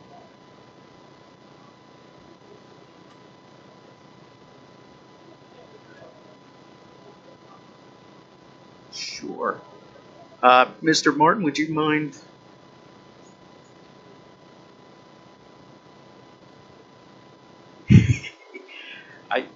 Yeah, so this, I think we would start back on slide 9 with the 50% tax credit with 4,000 cap. So that was the initial proposal that was presented to us.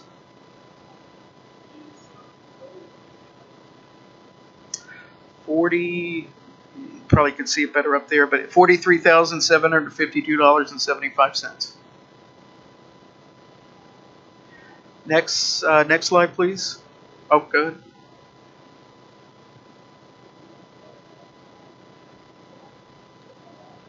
That was the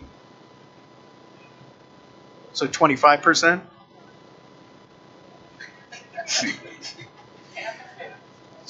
Uh, 25% of the 4,000 cap, yeah, would essentially, yeah.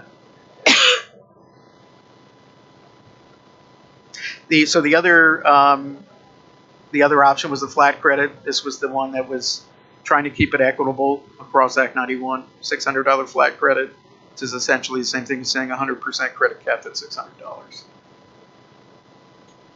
Next slide, please. The tiered flat credit, again, this was something that was discussed. Trying to do this within Act 91, though, was the questionable part. Yep, you're right. And next slide, please. And this is the other options that we talked about outside of Act 91, which was the direct volunteer payment of $5.99. I think that was something that you had recommended at one point, Mr. Chapita, as a minimum. As a minimum, gotcha. And monetary donation of to the fire department, and essentially with that would fall outside of Act 91, and it would put the control of distributing those funds into the hands of the fire department, but it would give us some funding formula that would ultimately give them that donation amount.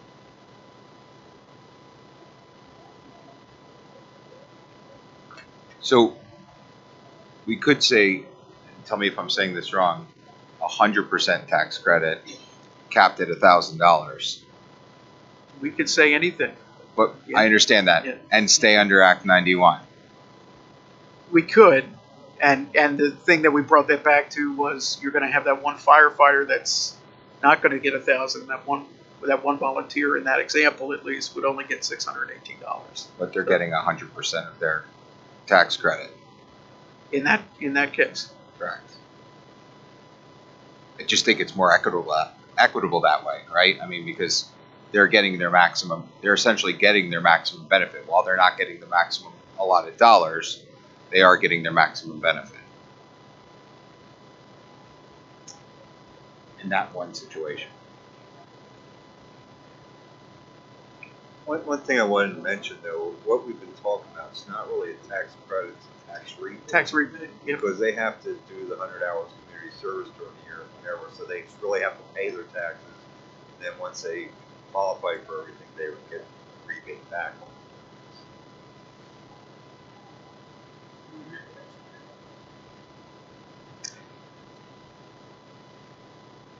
I'm asking if we did an average, if we added all that up and divided it by 21.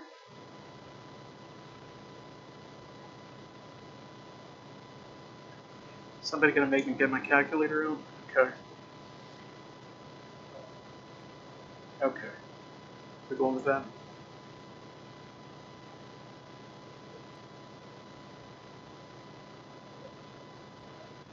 $2,083.46. Brian, just a quick question. So if we were to go to the highest amount, what slide is that? Is this one here? So, Brian, what is $43,000 in terms of millage? Is that like that's what a quarter? Dr. M's gonna save me here. Yeah.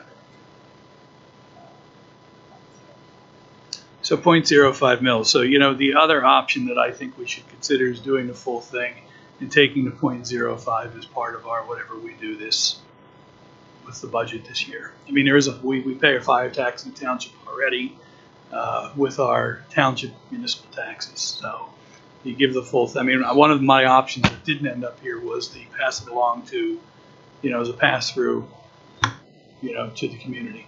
Mm-hmm. So that would be, your current mills are 34.19, so that would take it to 34.24, correct? Mm-hmm. Or roughly what? How much a month is that? A year. Yeah. So it would be $5 a month? A year. Okay. No, not $5, A year. a year. Yeah, so that would be my recommendation. Yeah. Good. Yeah, I mean, I would definitely say if there is, it would be helpful for the board to just try to understand what everybody's thoughts are behind this and what their willingness is in terms of the amount of the credit, because obviously our last voting meeting, we had a motion that did not pass going to the solicitor. And essentially, if we would be moving something to the voting meeting that is not in favor of the majority, we're going to end up in that same situation. I still think you need these, if you're going to do the Act 90, you still need a solicitor review because there's question, you know, personally I prefer a donation because that's completely legal because we do get services from the fire company every year. They come into the schools, they do fire week, those types of things.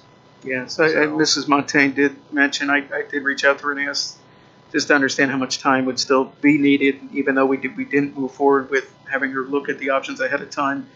Would still be approximately 1 to 2 hours worth of time. You know, I struggle with the incentive to the fire department, although, I mean, I would love to see them get the money. I think there's more of an incentive if you're incentivizing the individual. And so as much as, you know, the whole would benefit by having that contribution, I still think the value in terms from a recruitment perspective is giving it to the individual. One of the things you can do with the donation is put stipulations on how the money is distributed.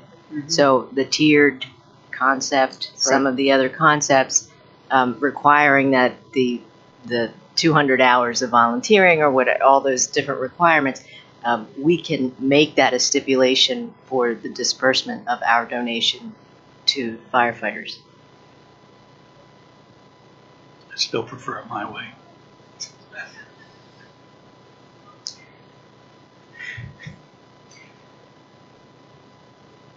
I mean, we have a great fire department. You know, the township or the state, you know, give you another unfunded mandate is typically what the state does. It's not their fault. It's not our fault. You know, as I said, we don't call Harrisburg when our house is burning down or our yard is on fire or whatever we call the fire department here. So I think that, you know, it's typically not a school district responsibility. It's a municipality responsibility. What did you say the municipality was at, 50 or 100% now? They're at 50%. So the municipality should be at like 200%. Correct. If you really think about it. I mean, they typically have the obligation to you know, support the fire department. And, you know, after last night's decision, they're sitting on $50 million more. So, you know, these guys could get all kinds of trucks and buildings now. Should be a lot more reserve money from what I understand. Yeah.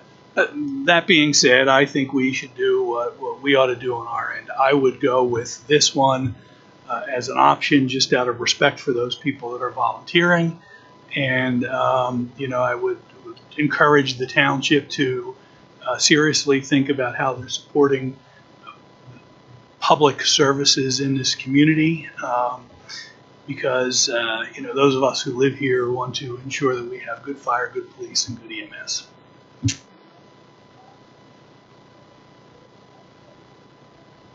So if we chose to go that route and the solicitor did her work, we could still put a motion on the table and hear the solicitor's report prior, you know, during our discussion, correct? My issue with my issue with doing a donation while it's clean, so to speak, you know, the purpose of this is to recruit firefighters. So we can give a one-time donation, but if they recruit 5 firefighters, they're essentially getting less money per person as they grow their. Yeah. This was going to be a recurring budget item. It was the thought behind that with that donation. This wasn't a one-time donation. Correct, but if we say that, let's just say that we say that donation is $20,000, and they're going to get. It's under the understanding that if they all applied, that they would get X amount of dollars per person, and they recruit 3 people, they would get less. Yeah, but it's based, the calculation is based upon the number of folks who qualify. So your actually number of qualified folks would increase, so your donation amount would increase. Every year? Every year. You know, assuming that there are more volunteers. More volunteers would result in more more of a donation. I do want to make one other comment. Anything I pay to an individual over $600, I have to 1095. If we donate to a company, that's up to them. Right.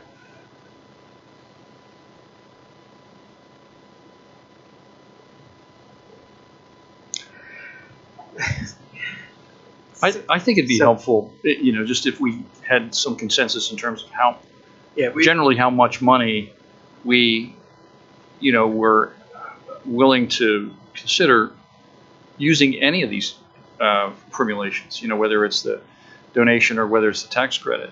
I know in the past we've had conversations in trying to decide about whether we're going to spend money on something, and a lot of times, the argument has always been, well, we're here to kind of facilitate the needs of the students and all of our costs and expenditures should really be dedicated toward that, especially when we're talking about facilities and that sort of thing where we've really scaled back, with that concept. So, this kind of runs antithetical to some of the prior philosophies we've applied in terms of how we spend money. And I'm not opposed to it. I just think we should be maybe somewhat cautious, recognizing that we can always increase it, in the future. And maybe from my perspective, my level of comfort is going more incrementally over time as opposed to starting off with a big bang, and trying to be more modest in our initial proposal and then allow it to kind of move incrementally forward based upon how things go. Yeah, I mean, me personally, I'm in the same mindset as Mr. Hamburger. I would rather start this conservative. We do not have any idea what our budget looks like, although I imagine it's a deficit and quite a hefty one at that.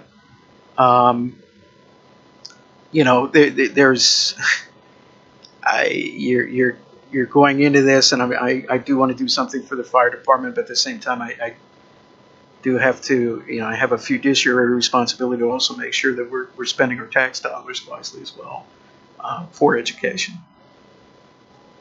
Could we see the slide with the two options? I guess that was toward the end of the presentation.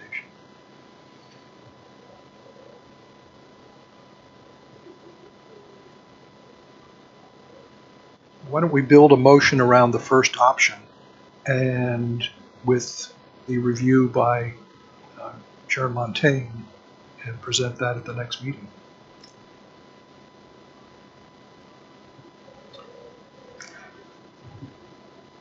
Yes, the $600 credit. I think that would meet the minimum that we were saying that we were willing to, at least for the majority of people that did speak. It would be the minimum that we were willing to move forward with. And it also reinforces Dr. Hamburger's notion that this would be a slow, incremental, with a look toward increasing it in the future, potentially, but gets us started.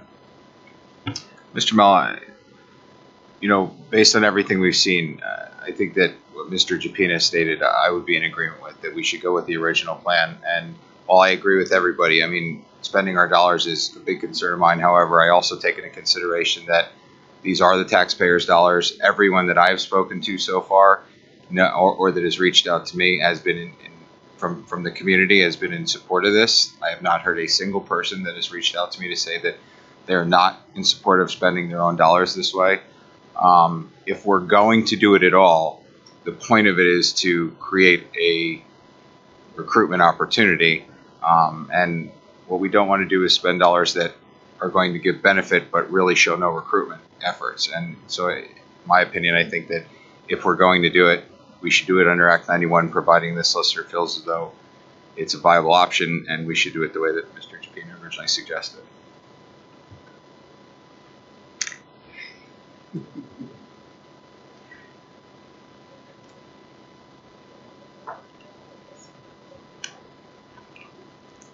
Well, I need a repeat of what Mr. Japina's original. Mr. Japina's recommendation was going with the 50% tax credit capped at $4,000.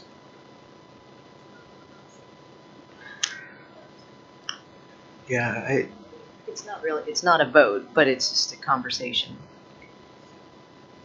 Yeah. But I mean, you could, for the voting agenda, is it possible you could put a couple different options on the agenda for a vote? And if one passes, fine. If that one doesn't pass, then the other one could be proposed. Is that an acceptable format? That is. So are we in favor then of moving forward 2 options to vote on? Either 50% tax credit capped at $4,000 or the flat 600 credit qualified volunteers under the Act 91. Is everyone comfortable with that? Yes, let's do that. Yes. Okay. We'll move forward with that then.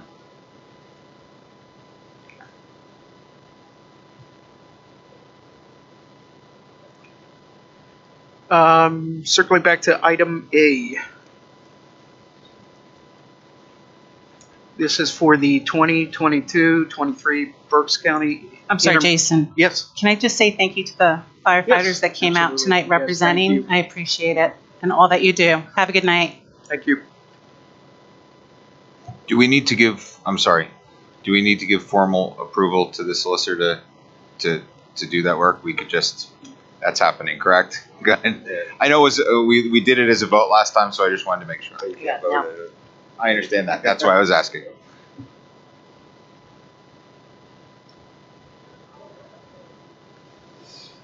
So, item A, the 2022-23 Berks County Intermediate Unit, mandated services budget.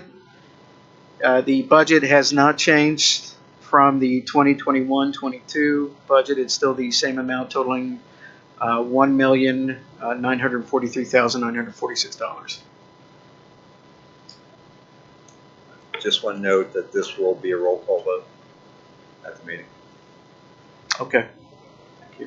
Jason, just a question. I read this, thought I read it carefully, but this word keeps standing out in bold caps. Mandated, and mandated by whom or what? I can help a little with that. Thank you. It's mandated by, and I'm not sure of the law, but there is legislation that when IUs were first developed back in 19 whatever year. I'm sorry, I don't have the numbers there.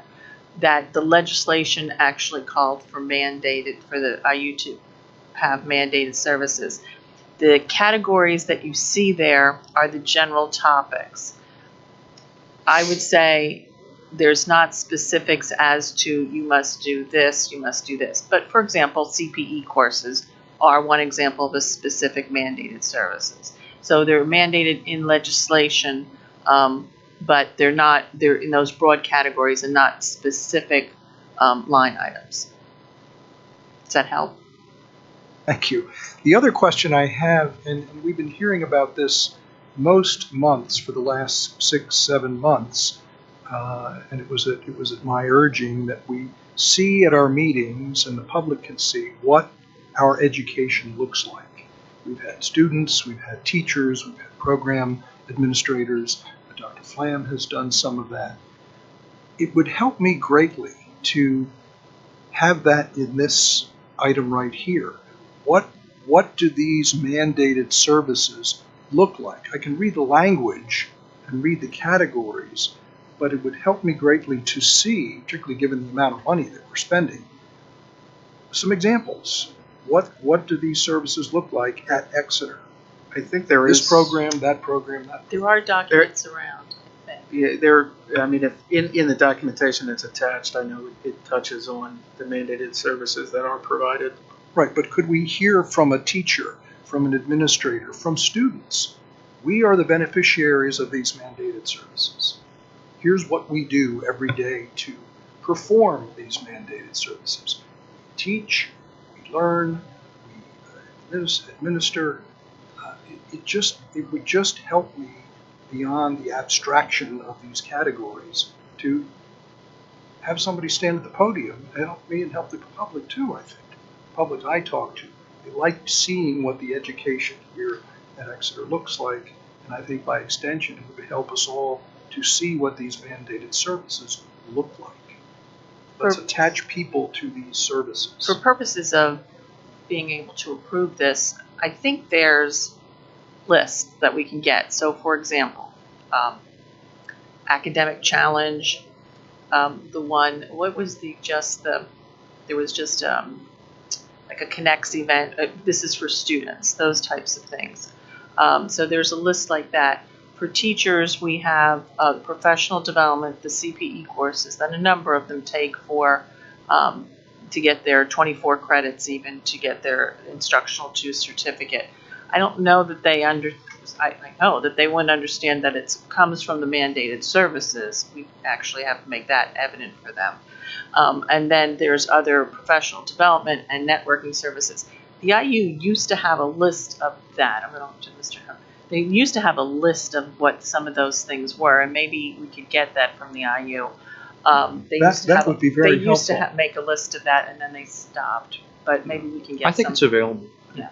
I think the other thing, John, is, I mean, if you look at the documentation that you were saying, there's a certain percentage of the cost associated with personnel at the IU.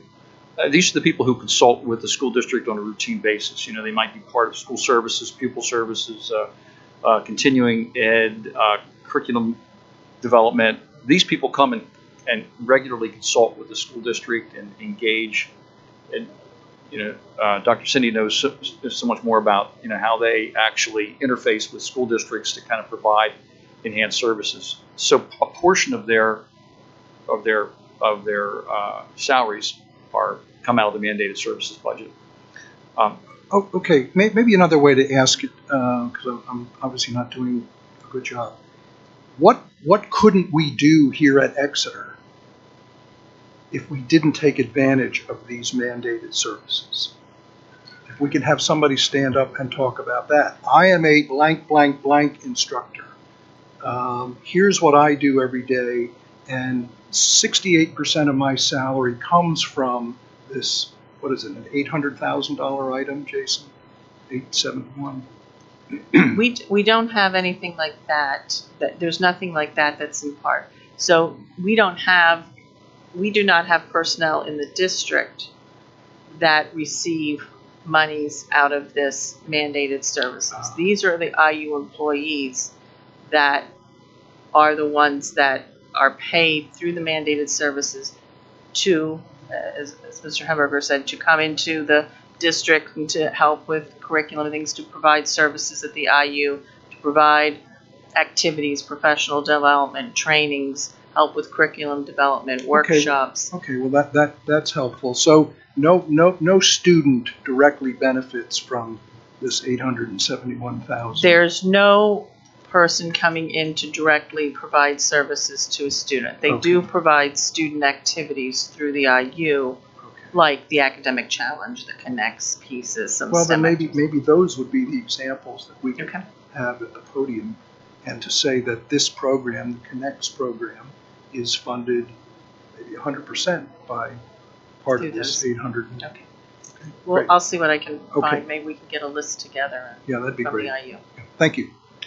I just like to say one other thing about this. You know, the districts, I know this is a little bit of a confusing language here, because it looks like we may be responsible for $739,000. That's the total cost for the county. Our district share is $46,000. So we're not paying $739,000. And I think previous motions, Brian, you know, in the past we typically, I think, put the motion in the wording of how much we're actually approving that we're going to pay toward the mandated services budget. So I don't know what the actual motion is going to look like in a couple of weeks, but if you reflect on maybe what we did last year, because it's the same amount, it might make it a little bit simpler to understand that we're on the hook for $46,000. But Dave, it says the proposed district contribution to this budget remains at $739,871. That's not correct. No. If you look in the documentation here, John, you can see that's the total for all the school districts. So that's why I'm saying it's a little bit confusing. That was the cause for my concern. It seemed like a lot of money, Yeah. and I wanted to see what that looked like. Yeah. If what you're saying is that it's $46,000, we're considering spending that much on the firefighter. Yeah, that's rebate. That's Yeah. what I'm trying to say. So John, It's not quite as yeah, John, dramatic. the total district contribution means all of the districts because the IU receives funding from other sources. Right. So it's saying the part of the budget, part of the whole IU budget that comes from the districts. Well, maybe It should that be districts. wording could be changed. The proposed Berks County School Right. District contribution remains $730. Then put in this, because I guess this will become the motion in 2 weeks, parens, the Exeter Township portion being, right. Would you say, Exeter's share, that's 46? based on percentage. I don't Fine, think we now have to I'm- approve the total mandated I think budget. You might That's actually our do. district share. Yeah, No, I think Donna got confused because Okay. they You said have it to, directly you have to then approve said the that. entire Yeah, budget. we have to Right. approve the whole But you can amount. put our estimated share. I'm off because- my soapbox. Thank you. We have to approve the whole whole amount. budget. We do have to Right. say we approve this BCIU budget because we're a member of the BCIU Right. consortium. But we can put in Right. Exeter's proposed share because it's based on percentage of students. I That think changes that's yearly. I think that's important to clarify. Yeah. Great. Thank you all. Any other discussion? Okay, moving on to item B. We do have Mr. Steve Biggerstaff here, Director of Operations, to help answer any questions that we have on this item. This is for the FMX software quote, I believe, and this is the system around creating a new maintenance and custodial system for work order tracking, cost analysis, predictive maintenance costing, preventative maintenance costing with an eye on planned and preventative maintenance, reducing district costs over time.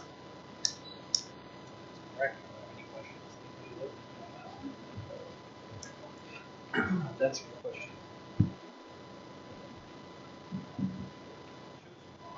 Yep. How's that? Is that better? I think so. Yeah, so the FMX system is a system that it's a CMMS system. So it's utilizing maintenance management system and software to try to track the costs of what we're paying on a daily basis for our maintenance within our groups and also our custodial work. As you may or may not know, currently the Department of Supervising has 35 custodial staff and has 4 maintenance staff currently with a few job openings and 1 manager and myself. One of the problems that I've seen throughout my career when it comes to keeping a hold of the cost the district is paying for those services and then being able to compare them to privatization, to spending that money that we ask for every year and every time we ask to buy something is to be able to be accountable for what we're spending. And the school district and the taxpayers and the administration, the school board, should be able to see where their money is going. So I want to utilize this system. It is a system in the CMMS that we've utilized in this industry for a long period of time. Exeter's a little behind the curve. Currently we use the Incident IQ system, which is more of an IT system. It's based on an IT service call system. This system gets into the weeds a little bit more, being able to show you what we've spent, basically. And that can be, at this point, and what I'm recommending now, is kind of baby steps as far as what we could do and how far we could push it in the future. But there's a learning curve that goes along with it with our staff, and making sure that they're utilizing it properly, making sure that they're inputting the data. It has the potential to save us quite a bit over time. It also has the potential to be able for us to show our taxpayers and everyone what exactly they're spending their money. Because we seem to, when we get into facilities world, it seems to be a complicated issue to say where we're spending this money. You know, what is the cost that we're providing? And it's not just the maintenance cost or the custodial cost or what we're spending on chemicals or, equipment that we're replacing, but it's also what we're spending per event within the school district. So one of the major challenges I've seen since I've been here has been to point that I have a whole folder here. This is just the last 3 months of events that the school district has on the property. So when you're talking about that, you're talking about events that are held in the evenings, events that are held on the weekends, on Sundays, on holidays, And they do benefit our community. I'm not going to say that any event is better than any other. I mean, we have our high school events, we have our junior high events, we have recreation leagues, we have youth sports, and they do benefit the children of the district. The problem is that there is an innate cost to the district every time you hold one of these events. One of the problems I've seen firsthand is, in most cases, my custodial staff is coming in to open the buildings, turn on the lights, up the HVAC, then they're going to lock up different sections of the building to prevent people from going in to other areas. Then should be someone. I mean, PASCO policy and PSBA policy is to have an administrator or someone on hand to monitor the activities that are going on.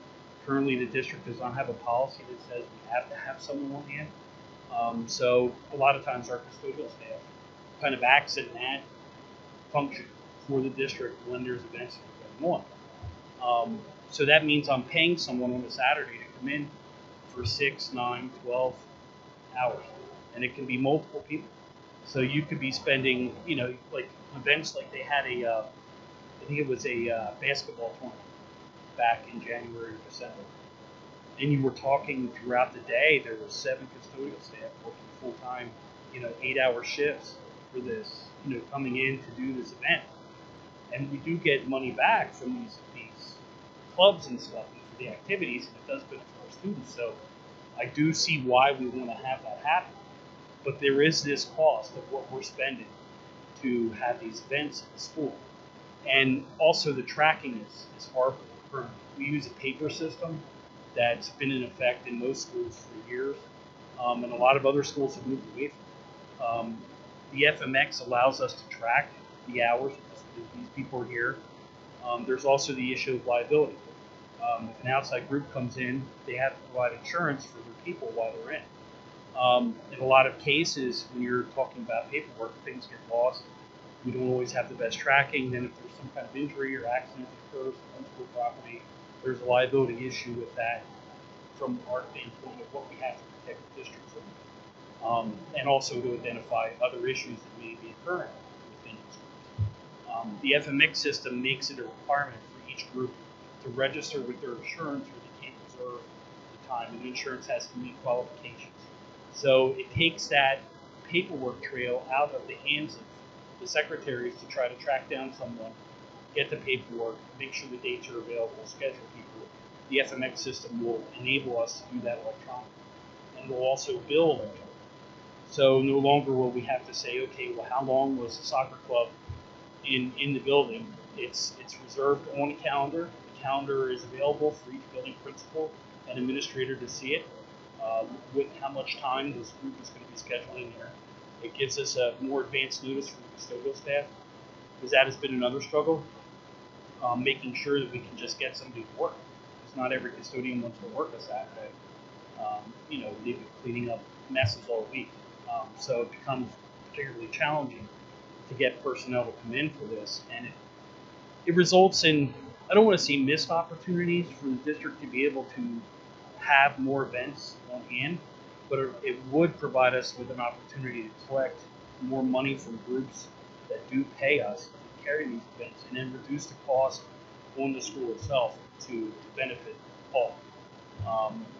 We should be looking at doing this. I mean, we probably should have done this a long time ago. A lot of districts and a lot of companies have.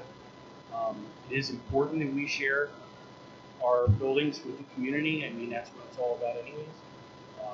But I just want to make sure that we're getting the money back that we deserve to get, that we're protecting the school district with liability issues, and that it allows me to schedule in a more appropriate way and keep track of who's in and out of the building and who is the responsible person for my event.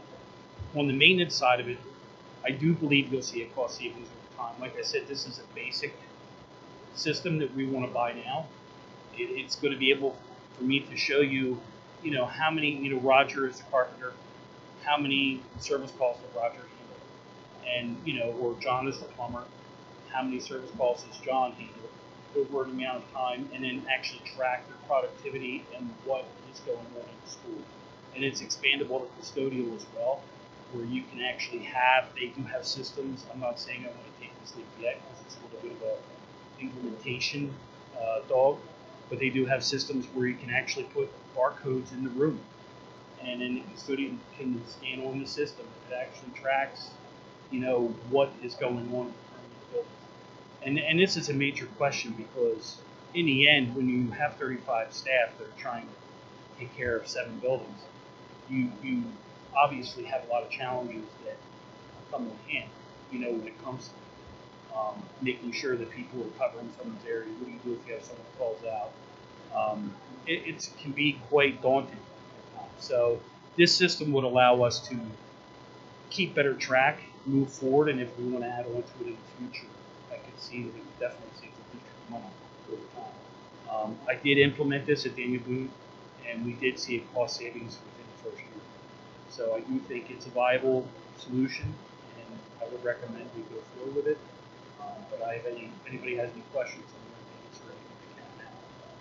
answer I have a question. Will organizations be able to apply for the building permits electronically instead of having to fill out a paper and hand it in and get lost? That's possibly. Absolutely correct. So it would take the onus off the building itself to do that, and off myself and off the athletics director, and it places it on the group to make sure that they're submitting all their insurances, and then it would be a review process done in the district office, and then the building principal has to say yay or nay, and so does the athletic director before the group can be planned.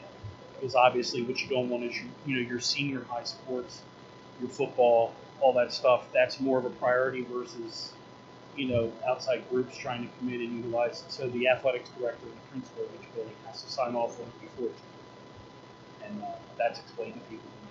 So it has the ability to prioritize then for district, events before outside community events. That's correct. And it presents it in a calendar. So if you were looking at the month of March, just started today, obviously, you'll see on there in yellow would be every event that's happening at the junior high, every event that's happening at the senior high.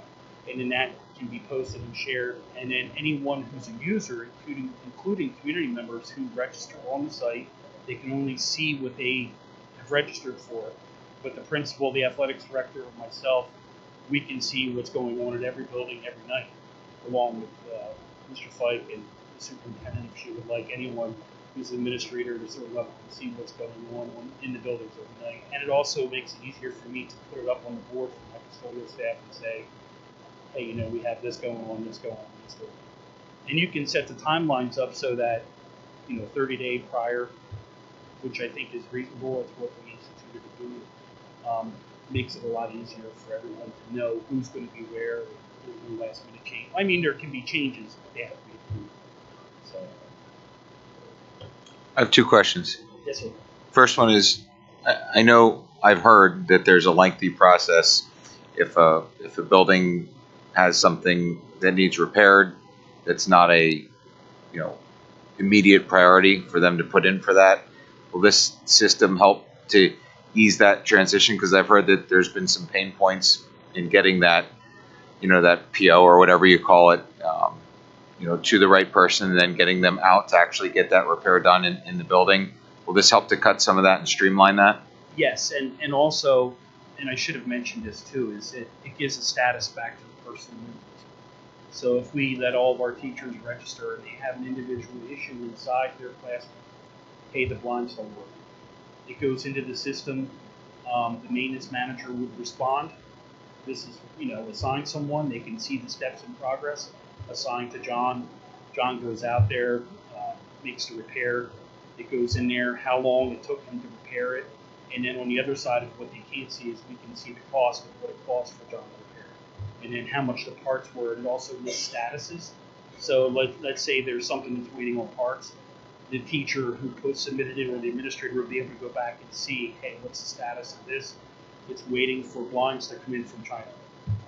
As soon as they arrive, the repair will be made. And then it keeps the manager able to see where the priorities lie within the district, and also gives you an emergency status too. Like if something's an emergency, you can click emergency, and then it goes to the manager. It also will text the manager that, hey, there's a work order been submitted. And then it can be assigned electronically via phone, tablet, pad, however you want to do it. and they can log in and off the job. So my second question is, it looks like there's a yearly rate there. I don't think I read that it's a certain amount of years for the contract. Maybe I said that I didn't read that correctly. So this is a renewable every year, and if you weren't happy with it after a year, you could cancel it. Obviously, you'd be out your training fees and your startup. Are there other software systems that also do this? Yes, there are. We looked at. Okay. I'm sorry. No. I always, that's okay. Yeah, I just always like to know that we're not just going with, with the first thing that we see or that someone has experience with. That we've looked at. There are several options, and we're looking at which one you feel as though is the best and or most cost effective.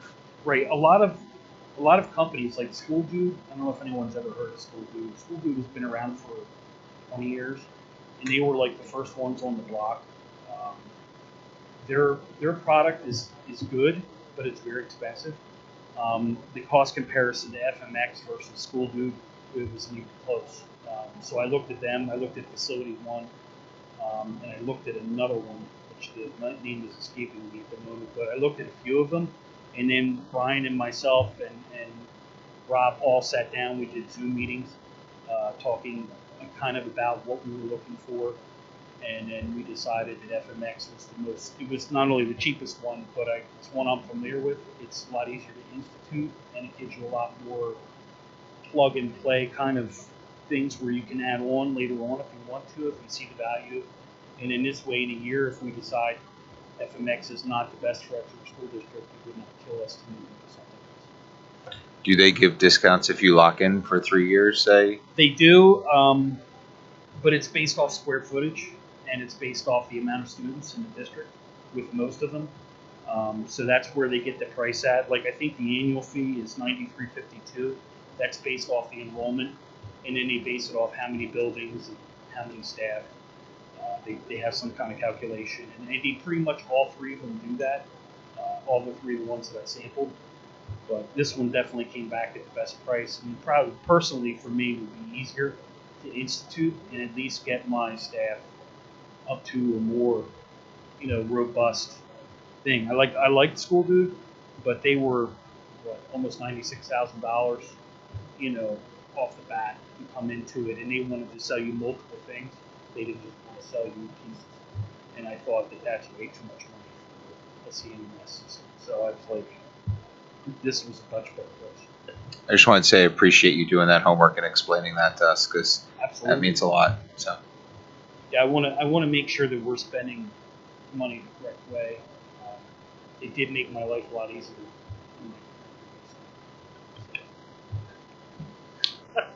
I just wanted to add, one of the things I asked Stephen to do is look for this, because we're always scrambling with the present system. Day before, 2 days before, who's going to cover this event? Do we have a custodian that's going to volunteer? If we get something on a schedule that they can actually look at up to 30 days in advance, they can sign up and pick and choose. And it's just scrambling for the one event that no one's chosen, bringing the strong arm someone is taking it. Have you used the system prior like this, Mr. Fike? Actually, it's Google Valley. We finally got it implemented. Okay. It was easy for the employees. It was harder to get management to buy into it because of silos, but they were not down. How did it work with the community groups? I didn't hear any complaints. Yeah. Do they use an app? I heard is we added some fees and they complained about that, but It looks like you use your phone and like an app or something like that. Is that? Yes, you can. So it's free for us to use the phone and smart system. Like that was another thing. School Dude wanted to charge us for your own devices. They wanted you to upsize this Plus program. With them, they're giving it to you as an app you can download in the App Store, and then you can work right from it. And it's great for community members, at least my experience, because when they get into registering for this stuff, it actually reminds them, it almost technically will tell you, what's going on. So it keeps, when you're running throughout the day and you're doing multiple things, it keeps that in your mind. So, and I think it just gets a better level of accountability for me, because I don't like to stay here and ask for money.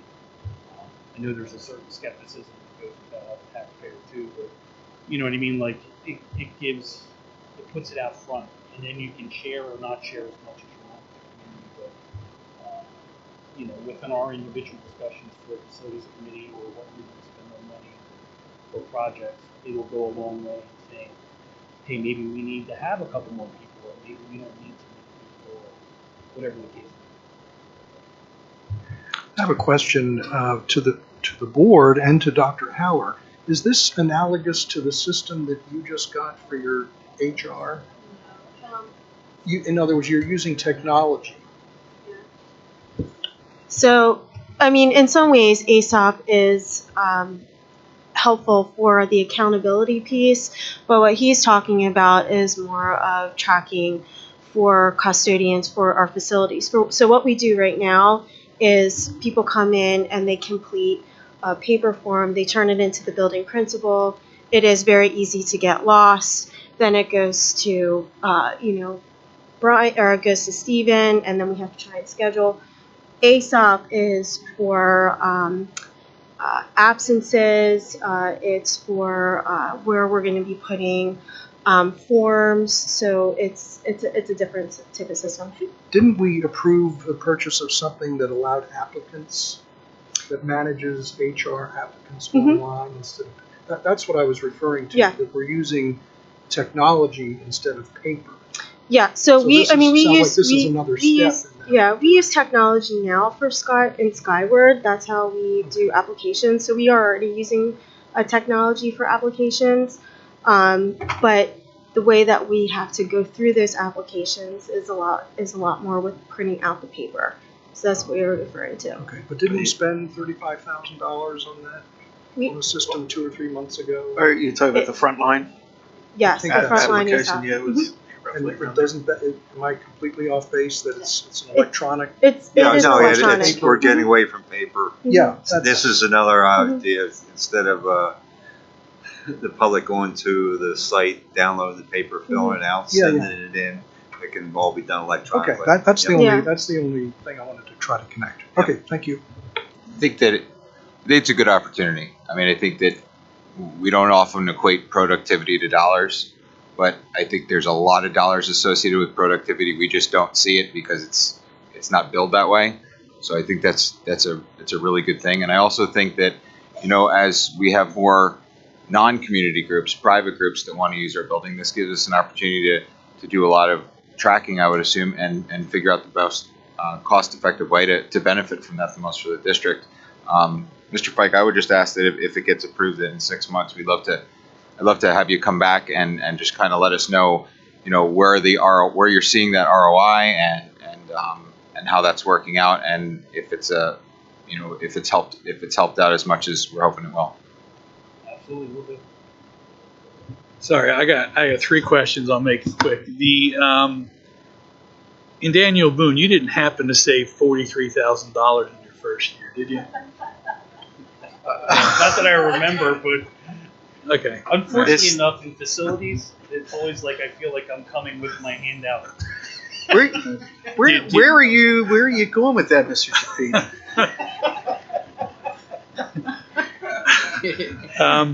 Do you know what you saved in your first year, though, at Boone?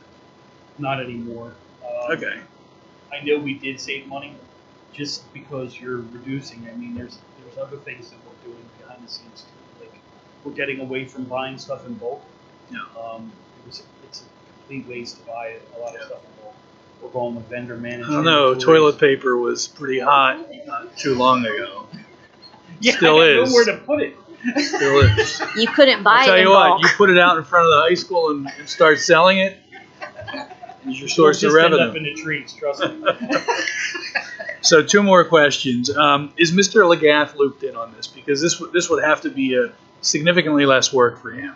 It will be, because this system also works with Schedule Star, and I should have included that too when I started talking about it. So Schedule Star is a system that most of your coaches and athletics directors use throughout the county and the state when they schedule events and competitions between 2 schools. So this system incorporates that system, and they work together in unison. So at one point, like I know Tom does over the summer, we'll do probably, because this is what I've seen in the past anyways, most athletic directors are developing the schedules for the fall sports and spring sports up until early fall or to when school starts, and maybe a little later. Once that's in, it all gets downloaded into FMX, and then any group that's trying to compete for space or time in there, any approval process sees that, you know, the area is already reserved in the senior athletics, junior athletics, whatever they're called.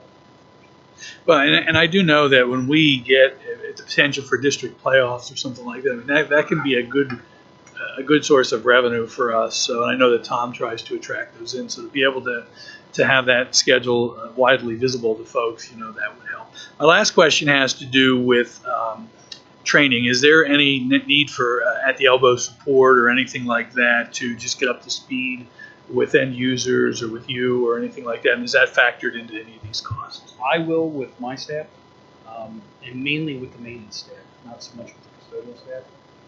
FMX is expandable into keeping time too, if we wanted to go in that direction. So I would like one whole system, because currently we're still using time cards for our staff, and then eventually, and I mean most businesses have, they've moved into an electronic timekeeping, and that can be tracked also through this system if we choose to expand it there. And it's something that maybe in a year I can come back and tell you we're ready to do at this point or not. But it is expandable in many ways, and you'll be able to see a lot of the benefit early on in how we conduct business in the district. And just, I mean, one of the major complaints I've heard from teachers, and I've talked to quite a bit of them, they're probably sick of seeing me run through buildings, is that, you know, they put in a service call or they have a custodial issue, and if they feel like no one gets back to them. You know what I mean? And that's what this system is designed to help do. It's supposed to let them know, hey, you know, why isn't my faucet working? You know, it's waiting on a part. And then we can put that in, and they'll also see a status of it. And the same thing goes for events. You know what I mean? Like, what does John need when he comes into the CAF? He's holding a special thing at a WAD. He needs the lights turned on. He needs catering tables set up. They need you know, the stage cleaned off. All that stuff is in there too. So like when we go to put this out to the community and the community members can log in and request everything, it'll save us a lot of time and hassle and make us more efficient. Which is the end goal. Thank you. I think the facilities look great. I think you guys are doing a good job. I live not too far from most of the schools, and things look great. So I appreciate all those efforts, and thank you. Thank you. I appreciate it. Is there another question? Oh, I'm sorry. I was just going to repeat the same thing you just asked, so you beat me to it. Is there any other discussion or questions? Great. Thank you, Mr. Biggerstaff. Appreciate it. Got you. Oh, okay. Oh. Yeah, now I'm asking. Oh, my goodness. Okay. So. I'm hoping that no people from Exeter will burn my car to the ground. No.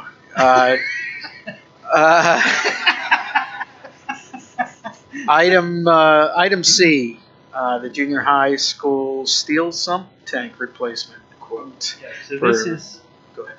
This is the main chiller water storage tank.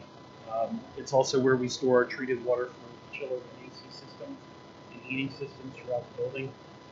The junior high has a multi-stack heating system, and it has a chilled water system for the HVAC chilling. So the chiller tower is the unit that stores the water that circulates through the building's HVAC system. The one we currently have was not decommissioned. It's still sitting there, but it's rusted away on the bottom. It was installed in the late 90s. It's reached the end of its active life. We can no longer make repairs to it, and it has been repaired and redone and recoated. So Herman Goldner, and we had a couple other vendors that applied, but Herman Goldner was the cheapest. Is giving us a price of $39,800 to replace the tank, and that includes having to cut the current tank up to get it out. It's a very tight area down there, so basically they're going to have to bring the new tank in sections and then install on site.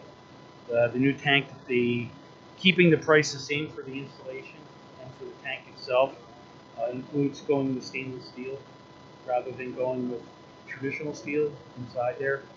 Traditional steel, as everyone knows, rusts over time, especially if it's not softened properly or if the break can be outrage levels. So this will allow us to have a little bit more leeway. It'll give us another 25, 30 years on our chilled water systems for being comfortable. It goes along with everything else. I mean, all of our chillers there and our new multi-stack system, which is only a couple years old, this is sort of the last piece that needs to be replaced. We cannot continue. We have to spend the money one way or the other. I will not be able to turn that back on. Mr. Biggerstaff, so the only question I have is, I know this quote, and I believe there was another quote that we got out there, is from the Herman Goldner Company. That's a separate one, yes. Is this, is there a reason that we're only going with this company, or have we looked at other? So we have, on the second one, on this one, they were the lowest price from Goldner. Okay. We looked at the other ones, and we can certainly meet for $3,900. I know when I was at Boone, anything over 25 would have to go out to bid and have 3 separate bids. I use this one as the example because it's got the most detailed description of what we want to do. I mean, it certainly could be bid, but we are on a little bit of a time frame here because if we don't have it in by May, when we start turning the AC on, we'll have no AC in 3 months. Sure. But Herman Goldner is just one of others. We looked at Johnson Controls. We had Train look at it. Okay. And I believe Quandel through one of their subsidiaries. In your estimation, how long would you believe the bidding process would take if that is something that the board would decide to instead go to bid? If it does go to bid, you'd probably want to post it for at least 2 weeks, so that we get the correct amount of bids. But we are on a timeline, so I'm not sure. We do have the other pricing available that needs to be for consideration. Okay. I'm afraid. Right now with the ordering of stuff, no one can guarantee you anything. I need a set of batteries. I'm waiting 6 months. Yeah. The supply chain is a big issue. Terrible. Yeah. So I don't want to mess around too long, and then Mr. Brown will come over and beat me up because it's got hot water and hot teachers. Yeah, and I'm just asking. Just want to make sure that we understand that. Hey, Steve, was this a CoStar's? Yes, sir. Okay, so there's your answer. So just a quick thing on this.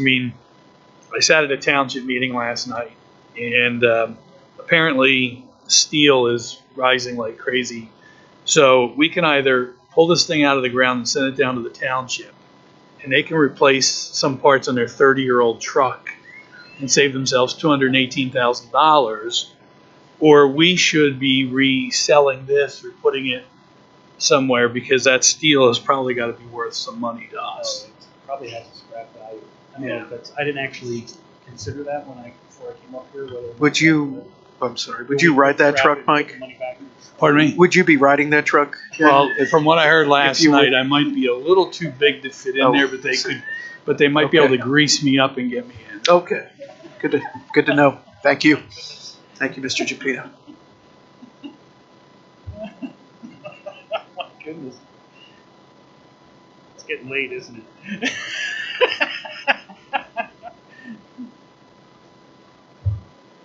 Yeah, I think we're okay. After that, I'm sorry, I'm stunned. Yes. Any other discussion on item C? Nope. All right. Moving on. Item D, HVAC controls contract renewal. Go ahead for $56,905. So Johnson Controls, our control systems for all of our buildings, all 7 buildings, is run through Johnson Controls. Johnson's a pretty large company. They also have Simplex and quite a few other arms. But Johnson has the software that we're utilizing in all of our buildings, and I'm sure the bus routes are using the same system as well. It allows us to go into the computer system and make adjustments on rooms from remote. Allows you to see the conditions. You can even see the fans running, looking on the thing and see everything that's going on. This is just a continuation of what we had for the last 5 years. It actually expires June 30th, so we need to put another contract in play. It's my recommendation that you approve it and move forward, only because I would say if we're going to change vendors, then we have to change the controls at every building, which could be extremely costly for the way parts and everything else. I really didn't, like, I had some interest from Train. They have an ensemble system, which is kind of duplicating what we have here, but it's kind of like changing horses in the race. I mean, pretty much going to pay the same for Train as for Johnson Controls. Either way, we can certainly put it out to bid and see what prices come back with. If we do, then we have to be concerned with, we're going to pay a lot more for some of these guys too. I don't know what the right answer is. We don't want to lose our control systems for everything in the building, so. This doesn't have as tight of a time constraint as the sump tank. You have time to, I mean, it technically ends 6, and then it's June 1st. And then they could reevaluate and give us a different price, a higher price after that point. So we're guaranteeing the price until 5/31.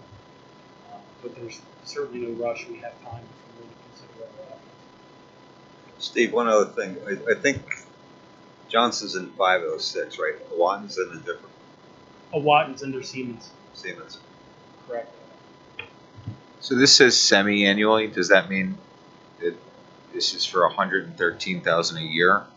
No, this is the total price per year is the total price for the contract is 5 years, $56,905, and then that breaks down to a yearly cost divided. We pay every year, so I'm guessing somewhere, quick math, looking in my head, $12,000 a year. Okay, so that's the total price. That's not a yearly price. That's the total price for the 5 years. That's correct. Thank you for the clarification. Just out of curiosity, do you have any sense of how the size of this Johnson contract compares to the size of the Johnson contract from the last time we signed it? It's an increase of about $6,000. Great, thank you.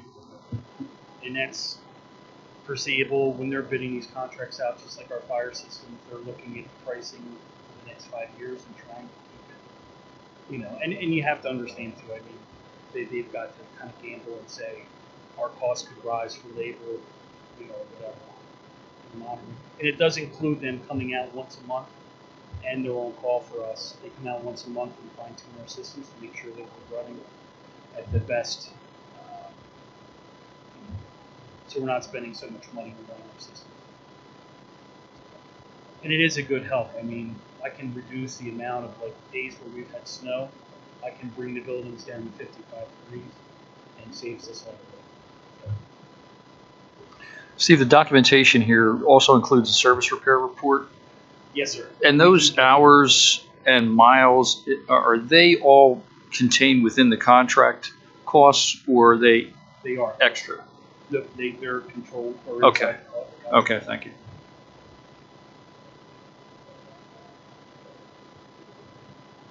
Any other discussion about the Johnson control contract? Okay. Moving on. Item E, chiller service contract agreement. So, speaking of Johnson, they've had this contract in the past. Over the first few months that I was here, we had some problems with Johnson Controls. They're all the same umbrella. They all have the same name, but you're dealing with different entities inside of a large corporation. So Johnson had this contract last time. We had some problems with them. Basically, what this contract does is they come in and punch boilers. They punch our tubes and the chiller systems. They use like a jet wash, clean out the insides. They change filters. They inspect. Look for any cracks, because if there are any cracks that develop, that can be the biggest safety concern, because the units can actually cause a catastrophe. So we have them come out twice a year as a certified third-party vendor, and they get inside the equipment and they inspect using cameras and jetting tools, and they make sure that the tubes are safe for operation. I don't know if most of you know, we basically run on the lead lag system here. So in most of your buildings, you'll have a primary unit, and then you'll have a secondary. And those two units will switch back and forth every day, and it allows the hours on each unit to be efficient. It allows the system itself to be more efficient, so that we're saving cost over time. And the more we have this checked twice a year is what's recommended by the manufacturer. On most of these units, the better we have them checked, the more we're sure that the safety of the building and the efficient operation. So that's what this contract deals with. It's a 3-year contract. I believe Goldner, we went to Goldner. The costs were the same. I believe this is $24,500 per year. And it's only for the chillers. Our Goldner already has our boiler contracts, but the price is comparable to what Johnson is offering us. Goldner's a more local company. We've used them for several years on a lot of different things. They have a high standard. We feel we can trust them. I mean, that's part of why our situation with Johnson hasn't eroded, because we went in and we found that they were not performing the maintenance that they said they would. So we stopped them, and now they're coincidentally their contract is up at the same time. So we want to make sure that our buildings are safe, and it's part of the reason why we're pushing going as somebody who can do the job. What are we paying now? The cost right now is about the same. Thank you. So it gives, in the contract that I saw, it gives an hourly rate, but then it also says here that it's contract would handle major service and or inspection certification. So, so if there's an issue outside of this service or inspection, and we ask them to come out, we're then paying them based on their time here. Is that correct? Right. So basically, the way this contract works is it's just the inspection and certification of these units, and then minor maintenance work that's associated with doing changing filters, changing belts, greasing and lubing, making sure that the unit's safety protocols are in play and working properly. And you have to be certified to do that. We have no one on staff to do it. Once that's done, then, if let's say they would come out and they'd say, hey, you have a crack in one of the tubes, it needs to be replaced, we can't certify this thing. They're basically saying, we'll come out and do the service, you know what I mean? We want you to consider us first before you would say, go to Johnson or Train or another company. And then they're saying that it's going to cost you more if we have to come back. We're not going to guarantee if we find something and it has to be repaired that we're going to handle the cost, that the school district will still be liable. But this contract does not lock us into them for an hour, if we chose to go to somewhere else for just something breaks. If something breaks or we find that they're not performing their duties the way we want them to, we can sort of do that. Okay. Thank you. Yeah. Yes, sir.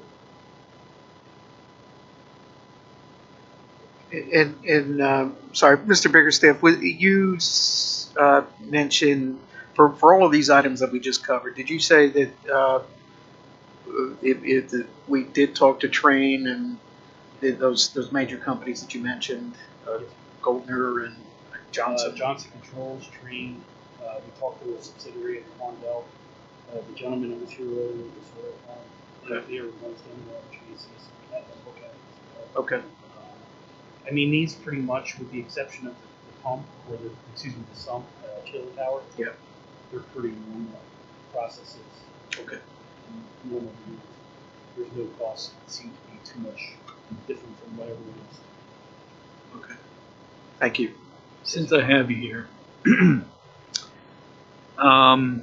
why did we not replace this hump at the same time that we did the AC repair, the sump tank? Because it just seems to me that it's sort of an interoperable system. I'm just wondering why we didn't do that all at the same time. I think the thought was they put the multi-stack system in 2 years ago. They thought they may get longer out of it. They didn't want to add the cost in at that time. But now it's gotten to the point where we don't have a choice. We have to. Yes, sir.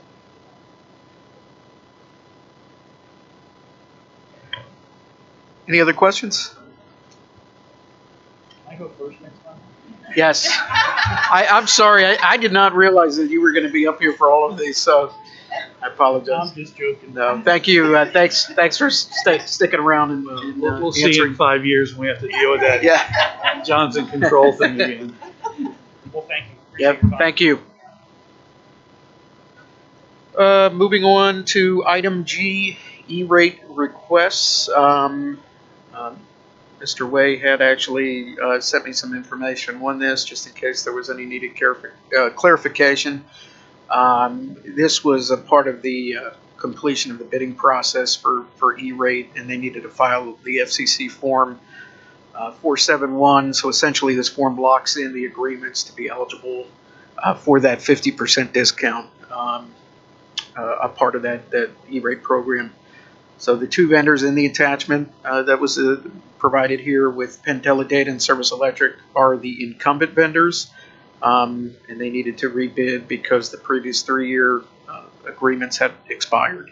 So the prices remain consistent with the current costs. Any other questions on that item? Jason, this is for what services? I mean, E-rate is what? Internet, that kind of thing? E-rate is involving telecommunications, internet for schools and libraries. Thank you. Yep. Moving on to item H, disposal of textbooks. This is to dispose 15 driver's eds textbooks with the list attached. They are in poor condition. Any other discussion or items on that? Will they be recycled or just destroyed? Yeah. They go in the recycling bin, but we can't just throw out a textbook. You have to approve the disposal. So these will be going in the trash, I'm assuming? Recycling bin. Recycling, okay. So they will be recycled, Brian? Right. Do we still do driver's ed?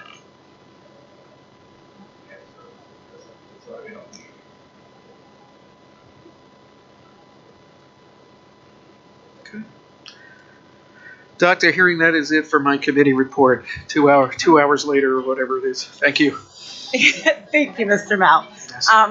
Policy Committee, Dr. Hemberger. Thanks, Dr. Hearing. We have one policy that will be on the agenda for our next voting meeting for first reading. It's a threat assessment policy. It's a new policy, and I'll let Dawn Harris explain. Thank you, Dr. Hemberger. We're going to try to get through this, Mr. Giuppino, okay? So this is a serious topic here, threat assessment. Thank you. So it is a very serious topic. This is the comprehensive threat assessment policy that I've been mentioning that we're going to be bringing to you. It is a new policy. It contains a lot of the compliance elements that were mandated through Act 44 of 2018 and the subsequent amendments. You've heard me reference that several times previously as well.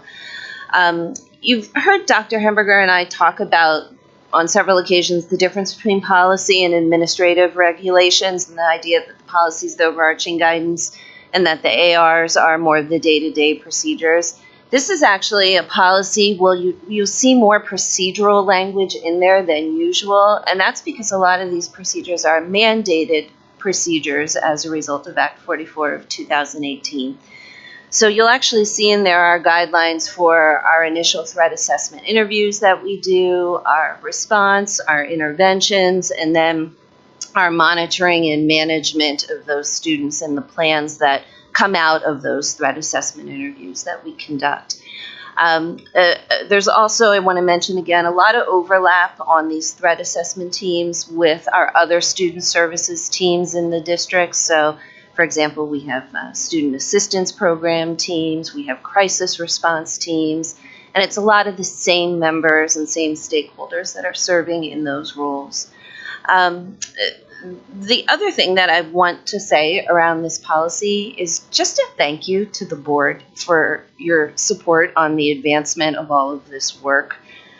I know we've carried the burden of pandemic management, and I know we're doing the critical work around literacy instruction, but this work is really important and really necessary around mental health and school safety. And our students won't be able to achieve and won't be successful if they're not well and safe. And you pretty much supported us at every turn with trying to get all of this work through and get processes and procedures and policies in place. So on behalf of the Student Services team, thank you for that. Or any questions about the new policy? Just a comment, if I may, Mrs. Harris, you can shoot me down if you like, but there was a time when we said that a hungry student can't learn. And it seems that in the last 5, maybe even 10 years, based on my reading, that a mentally troubled student can't learn. It's a fair That's a statement. very accurate statement. That's to that point that if students are not well, right, whether that be that they're not physically well, they're not well in a mental state, that they don't have basic needs met, it's a much greater challenge to be able to learn, regardless of whatever curriculum you're using and how great your materials are. Students need those basic needs met first. Thank you. Don, just a quick question related to that. I know that Berks County has had a tremendous lack of adolescent or pediatric inpatient services for those with behavioral health challenges. There's a Tower Health facility right down from St. Joe's. Do you know if they've opened any of their inpatient capacity yet? They have, but it's not nearly enough. It's a challenge that's been in Berks County, as you said, for some time. And that's the difficult part about this is that, the school districts are doing the work of referring children for services and doing the work of services in terms of what we can provide. But on the other end of that, we need that support from the mental health practitioners and the medical community for students to be able to be successful, and that's still lacking. I know that there had been some sort of a discussion around conducting some kind of an event associated with addressing this matter as a larger community, and I wonder if that's still being considered. Yes, Mr. Fiddler, would you like me to? I was going to say you're welcome to speak as well. So we've been having some discussions around having something akin to a mental health symposium here on campus in conjunction with the Berks County Intermediate Unit. We had some initial talks and are going to be setting up a date and time to meet and talk about an advisory panel for that, to kind of bring that conversation to the community and to invite other educators and administrators from other Berks County districts into that so that we can have presentations and conferences and whatnot.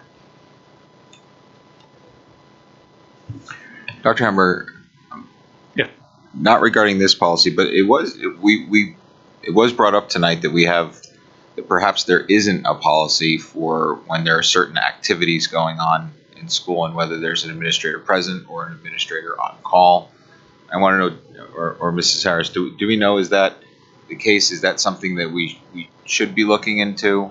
We have a facilities use policy. Okay. It's in the 700 section, might be 706 or something like that. So there's not only a policy, but there's an attachment to that policy that kind of defines the various group eligibilities for the facilities use. I mean, there are different categories of eligibility. There's a kind of a sliding scale in terms of costs associated with using the building. There's some clarification in terms of when personnel are used. I think and if, for instance, if you have to hire additional custodial staff for a particular event that an organization is using, that it's required to pay for that, as I think Steve had mentioned. So, yeah, we've got a fairly comprehensive policy about that. But after you take a look at that, if you have any further questions, let us know. I'm sure Brian's fully aware of it as well. Thank you. I would also say in regard to that, the assignment of an administrator or building level individual at a building for an event is more of the AR type of procedural information that you would have. I wouldn't necessarily put that in a policy. Thank you. It is policy 707, use of facilities. By one. So the other question I had about this particular policy, just real quickly, is we identify a district threat assessment team and a threat assessment team for each individual building. Can you describe when we might use a district threat assessment team versus building team? Yeah, so absolutely. So a district threat assessment team is largely me as the school safety coordinator and pupil services director working in conjunction with cabinet when we have threat assessments that need to be done that are larger in scope that may impact multiple buildings as opposed to just one, where there may be significant community impact and so on and so forth. The building level threat assessment teams focus on building specific threats and focusing on threats where there's students threatening self-harm or threatening harm to others within the building. I, in my district capacity, also serve as consultant to those building threat assessment teams. So the district assessment team is kind of always involved, but then there would be occasions, which we have not had to experience here, where the district threat assessment team would take that larger role and manage that situation. Yeah, I guess theoretically you could have an incident that might impact all buildings, right? And you would really need to have kind of a central team. Correct. And it's really about incident command, right? So it's determining what the level of need is with regard to incident command, determining whether that's district level or whether that's building level with district level support, and then working the teams from there. Thanks, Mrs. Harris. Any other questions? No, I was just thinking though that the district, the way I read it was the threat assessment at the district level was kind of like that TikTok thing that happened with the, clear from the high school, junior high down to Riften, and all of a sudden it's a little crazy, and then, but like you said, each individual school has things out, kind of what you mean. Okay. So if there are no further questions, Dr. Herring, that's all from my report. Thank you, Dr. Hamburger. Next would be public comment. Yes, please.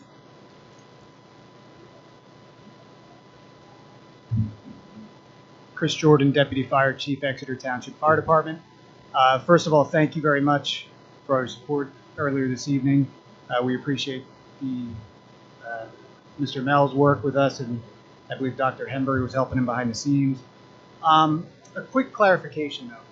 On the motions that are to be brought forth at the next meeting,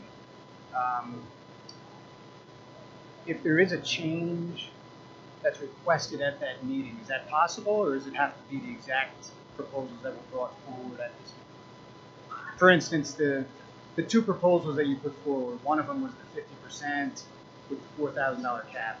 Is it that or nothing as far as the 50% goes, or could that change? That can be amended. Yes, yeah. What they have to advertise for the agenda that there's going to be a motion about the firefighter tax credit. It looks like at this point, but the actual tweaking of it can change. So the proposal could change if the board would elect to stick with the 50% proposal, but maybe adjust some of the figures. That could be changed at the next meeting. It doesn't have to be done specifically at this meeting. Correct. Mrs. Montani, you're saying that would be an amendment that would occur at the beginning of the voting meeting? Not necessarily. I mean, you have to have it advertised on your agenda. Sure. But as motions go, they can evolve at the time of discussion. Somebody right. makes an amendment. Right. Thank you. Would that be something? The only reason I bring that up is because I met with Mr. Mel to discuss the program, and the fire department expressed that obviously how important the program was. The 50% is obviously a lot more impactful than the other proposal. I did sense a little bit of hesitancy from some of the board members, so I know that at the next meeting there could potentially be some conversation about how the 50% proposal may go as far as the dollar amounts and things of that nature. So I just want to make sure that it's not an all or nothing proposition, because I'd hate to see the proposal fail to vote because of a technicality. That was just my clarification. Okay. And my understanding too was that there was 2 motions going to the voting agenda. Is that correct? Yeah. Okay. Thank you. Thank you. Given there's no one else that wants to make a comment, we're going to be moving forward the following items to our voting agenda. The meeting minutes.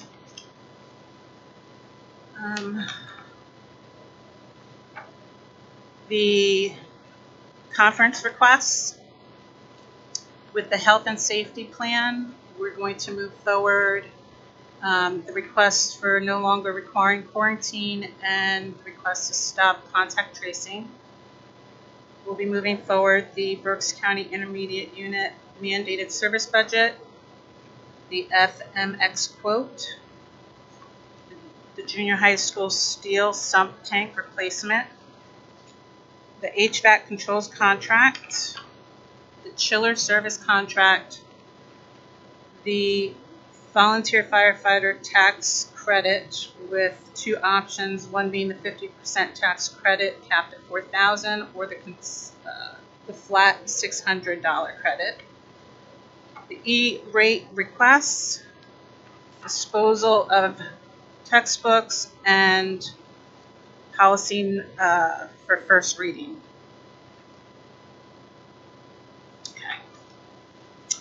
And at this point, are there any board members that would like to be heard?